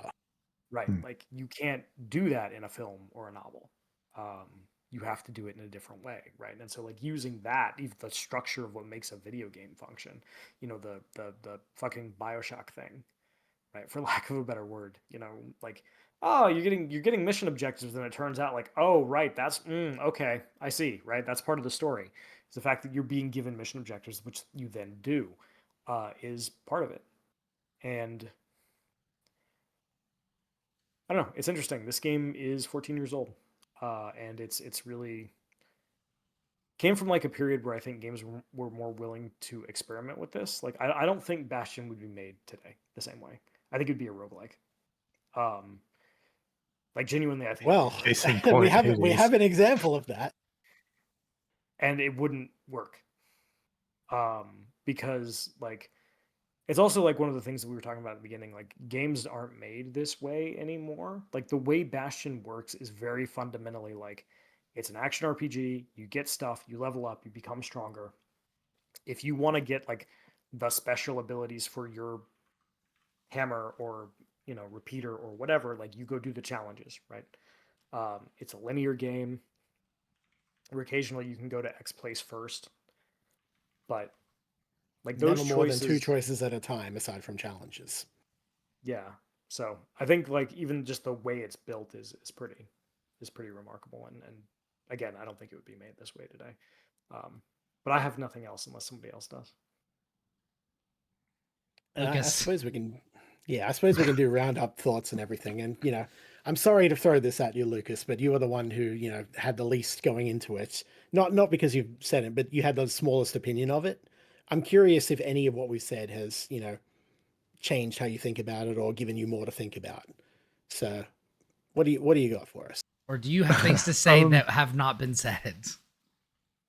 You are welcome to abstain and go, nah, I still got nothing. It's fine. I'm That would sorry to be- throw this on you. That No, you're would good. be the funniest option. Where you like, just no, sat here hell for no. 2.5 hours Keep for it to no myself. reason. Just Fight Club it. Still got nothing. No. I think a lot of my issues with the game are from like the playing part, the gameplay perspective, and You played East everything. beforehand, like I said. Yeah. And I guess it felt like it would have been awkward to just like interject y'all gushing over it, to just be like, oh, I hated it. Well, I didn't hate it, but you know what I mean. Because like as far You are as more like than welcome everything, to do that, for the record. Yeah. Like, that's fine. We have conversations about that, and I welcome that. So of course, it's just like a timing thing too. Is like, is now when I interject? Oh, we're moving on. Okay, well, but as far as like the story and everything goes, like I'm kind of on board with everything everyone said. Like, not many complaints there. I guess so. For me, with the gameplay and everything, some of it is like I agree with what was said, but I didn't enjoy it. And is kind of a simple thing, but just like for context, I think we were even talking about this in the Discord at one point. Just as like there's this way that Supergiant Games kind of feel in your hand that is like a credit to them and the way they do things, but only if it like clicks with you. So like Will was talking earlier about how like everything feels unique, all the weapons are unique, there's a lot of depth. And if I remember right, the way I was kind of articulating it before was like the controls and like the way the weapons work, they don't work like you would expect them to, like intuitively. So it's like, oh, I have a sword and I'm gonna like hit the button to swing the sword, and then they find ways to kind of like make that like function in a way that's like a little unexpected. And I think like the bow is a good example of that, where you have to like hold on to it and do the power shot, or like I've got a spear and I can mash the button, but the only thing that's ever going to happen is it's one thing forward. And um, I went through the whole game and I just like I never found a weapon that felt good to use to me, and I ended up I used the spear a lot, and it was mostly because it's like it helped me get around combat because it had reach, because I could like kind of stuff projectiles. It was sort of like an anti-weapon compared to everything else. Um, and this is something I run into in like every Supergiant game I played, except arguably Transistor, because I think that plays to More their turn-based strengths than more. anything. Yeah, it's like kind of turn-based. It's more like a board, and you're kind of doing things on the board and setting things up, and so you're more removed from like the direct action. But like I was playing Hades recently, and I was feeling kind of the same way. And it's like kind of a combination of, it's like the unique mechanics, and then they're like the way they kind of animate their characters. You're like this little stumpy 3D model, and it's kind of hard to read. Um, like when I'm swinging the hammer around, it's like really hard to judge the like points of contact, if that makes sense. Where like, okay, I'm like trying to see the way the I can hammer respect swings that, and the yeah. way it lands, but he's kind of like jerking it forward, and it's not really like the way I'm like reading the animation and like trying to connect it to like how it interacts with like the world and the enemies and stuff is just like something isn't hitting the connectors in my mind or Something about whatever. the isometric viewpoint is not lining up to the animations Yeah, properly. maybe it's very hard to like really put words to it. But it's kind of how I felt the whole time I was playing it. I will say, um, coming back to it for this recently, like I've played it many times before, but I definitely get that. There were a couple of times, especially with, the hammer and melee combat, I'm just like, not completely lining up quite. And this is right off, playing through Hades too. So very different in terms of, snappy, and you generally know where things are going to land in that. So I yeah. get it. So I think I actually ended up using the shield a lot more than anything else, because it was like, okay, I'm kind of fumbling through everything, but I know the shield will just, as long as I'm pointing my face in the right direction, it's kind of a get out of jail free card in a lot of ways. Yeah, Um, stun or counter will get you through a lot, or yeah, at least set up things so you know you're going to hit. yeah, and you don't really take like chip damage, like as long as like your back isn't kind of exposed, Yeah, then as long as you're you're covering the safe. right arc. Yeah. Yeah. So like fighting the Ur at the end, it was like, oh, these guys are jumping all over the place. I'm still not really feeling any of these weapons, but I can hold my shield up and then you know poke away. Or I use the repeaters a lot. Those are also like more straightforward, I guess. Mhm. Yeah, the Yeah, the It's repeater repeater like you lets doesn't you gotta, really win have any like pistols. additional things to it. yeah, Yeah. it's more like range and like being really careful, because like you're like locked in place or whatever. Um, so yeah, playing through, there's just like a lot of stuff that just feels unintuitive to me, and I can never really like get over that entirely. And that's kind of like a lot of my takeaway. And I think that's why playing it, my opinion didn't really change, because it was like, yeah, I think the story's really well told. And it's interesting, and everything you guys were saying, I was like nodding along with. But then it's just like, it still just doesn't translate to, I don't know, how I play action games, I guess. Yeah. Which And is then a when fair you takeaway. brought up Ease Origin, I was like, oh, that's a really good point, because I'm thinking like these are really similar, but man, I sure just 'Cause love this is the moment to argument I've moment. heard even Yeah. as far back as 2011. I remember talking specifically. He's like, no, it's really good in all these areas, but like, I don't get the gameplay. You should play East though. I'm like, It's so funny. yeah, it's amazing that has come back like 15 years later. Shout out to you, Patreon, if you wherever the fuck you are. Like, holy shit. God, yeah. But yeah, fair enough. No, I get it. Like, and again, for everything we've talked up here, I think this is an exceptional game in all these regards. But it's still not the best playing game. Like, the gameplay works to a point. They do a lot with it in terms of level design and challenges and getting you out of your comfort zone. Again, all those little things that become staples of Supergiant game design. There's a lot there, and I think it's very good for, you know, a 2011 downloadable Xbox Live Arcade game, which helps, you know, kind of kickstart the entire shift towards indie that was happening after the 7th console gen. Obviously not the start, but definitely the shift. So, Yeah. yeah. It's interesting you said downloadable, because I think there was even discourse about this at one point. It's like back then, you know, oh, downloadable. It's like that was like a qualifier. It was like a sort of a Best downloadable game. coloring. Yeah, yeah. It's like, oh, this is a Yeah. downloadable game. It's lesser. It's separate smaller. awards, It's like, straight up. but now that doesn't Yeah. really that isn't really a thing anymore. Yeah, the times have changed. That's just assumed. Yeah. You can't get a PC game in physical copy anymore. Like, you got to go out of your friggin' way to get anything like that. Fun fact, I bought Sekiro physical online, ordered it, it got here, I opened up the case that had the art on it, and inside was a card with a Steam code on it. Oh my god. That's true I of the was- last PC games I've gotten forever, yeah. I was so pissed. Man, Anyways, I wonder what Physical like, just the means a box to point. put on your shelf. Yeah. Yeah. Yeah, now it's just like it's everything is just games. Like, you know, people will still be like indies, but even that's kind of different now. And Bastion was like almost like the start of that, right? Because WB ended up publishing it, kind of. Yeah, WB published when the it came initial out. release of it. Yeah.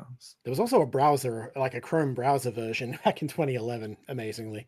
it's Okay, interesting Red- because even though it's an indie game, like this would be something that nowadays you would call like triple I or whatever, or like double I or something. Like there's Double now there's A, like yeah.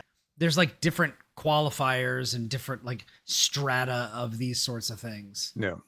And like people will call Supergiant a game an themselves indie up game even if prestige they and- have a publisher, which like is like not. That's like the discussion that we were having about JRPGs that are, you know, made in Yeah. Poland or something.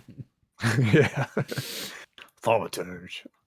They obscured the JRPG, Yeah. Yeah. the apostrophe. But anyways, Oh. is there anything else about Um, Bastion or sorry, Lucas, you were still talking. I was being stupid. Okay. But no, unless there's any closing thoughts from anyone, I think we've done the due diligence on this. Yeah. It's a good game. It's a good game, and you should check it out. Hopefully, you know, even having spoiled all of it, if you're still here and still listening to how long this recording has been, I think we're at the 3-hour mark. We're just under. If we wrap under. now, we will get out, sneaking out before the 3-hour mark falls. Well, some of it will be cut down in editing anyway, I'm sure. But point being, if you've listened to all this so far, again, thank you very much for that. This has been the third episode. Yep. Third episode of Skydive. And again, thank you so much for your support. If you are listening to this, unless things change, but probably aren't. If you're listening to this, you're probably a Patreon supporter, and genuinely, we could not do this without you. We are infinitely grateful for it. We appreciate that every time, every day that you allow us to do this, and that we can in turn sit down and have these conversations, which, we like to do. I genuinely enjoy doing all the research and prep and all of that. I've got documents of, Bastion shit over here, but it's good. And again, we owe it all to you guys, and thank you very much for supporting us and allowing that to happen. You can check out all our stuff over on Skybox. There's multiple other podcasts, which I'm sure Brian would be more than happy to shill for you, as well as all the articles we write and cover by both us and many other very talented, very creative, very awesome people, as well as lots of conversations both about Bastion and other games adjacent that frequently happen in our Discord, which is always a great time. So again, just cannot thank you guys enough for any of that and for allowing us to do this. So where can people find you if they want to hear more of your sultry voice? Well, if you want to hear more of my just scintillating tones, you can check me out on all of the other Skybox podcasts. That is the Skybox podcast for our main show, which we do every week, and we talk about all the games that we've been covering, all that sort of stuff. And we also answer Patreon questions, which get really crazy. That is some of the most fun that we have on that show. We had to answer a question about which of the Skybox co-founders was the largest and why they don't eat the rest. We had to answer one on whether we would want to fight one big Lucas or 100 tiny Wills. There's a lot of, basically, if you're in the Discord and you ask a question when I call for them, we're gonna answer it on the show. And how crazy it is doesn't matter. Whether anybody likes it or not. Whether anyone wanted to hear what we had to say or not, it's really, really fun. I love that show. We also have a show about evergreen topics, basically, about single topics like we do with Skydive. This show is called Beyond the Skybox. The first episode is going live very, very shortly. You can probably listen to it while if you're hearing this. Then the other one is Into the Skybox, which is the behind the scenes show where I get together with all the talented writers that Kris was talking about earlier. And I talk about more and go further in depth about the pieces that they have written, the perspectives they have on movies, television, video games, all these sorts of things. Get into their writing process, get into their kind of personal issues that drove them to write about these sorts of things. It's a really fascinating show where you can get to know our editors, our writers, our contributors, and it's really cool. And that's where you can find me. You can also find like stuff that I've written on skyboxcritics.com. My latest thing is the Marvel Rivals review, which I gave a 9. It's really great. And that's me. How about you, Lucas? You can find me on Blue Sky at Hokuto Lucas. A lot of my recent writing as of the recording is on sharknews.com, but I've got the next version of my Dungeon RPG column coming up very soon for Skybox, so look forward to that. If it's not up by the time you're listening to this, or if you're in the future, then maybe I've written some other interesting things by now, in which case go read those. Which you should, they're good. How about you, Will? Obviously, you can find me on skyboxcritics.com, although my writing on the site is fairly rare. But if you see a feature or something of that nature that has been published, I have definitely worked on it with the writer. Otherwise, you can find me on Blue Sky at Edgar Allan Bro. And wherever Fine Games Writing is, often at IGN, among other places. And I'll be in Rolling Stone maybe by the time that this comes out, depending on when it is. So that's something to look forward to. Cool. But that's it. Let's wrap this before we hit the 3-hour mark. 20 seconds. Well, in that case, wrapping it up quickly, from everybody here at Skybox as a whole, and Skydive in particular, thank you so much for listening. Stay safe out there, because until next time, we are out. Peace. Peace. Goodbye.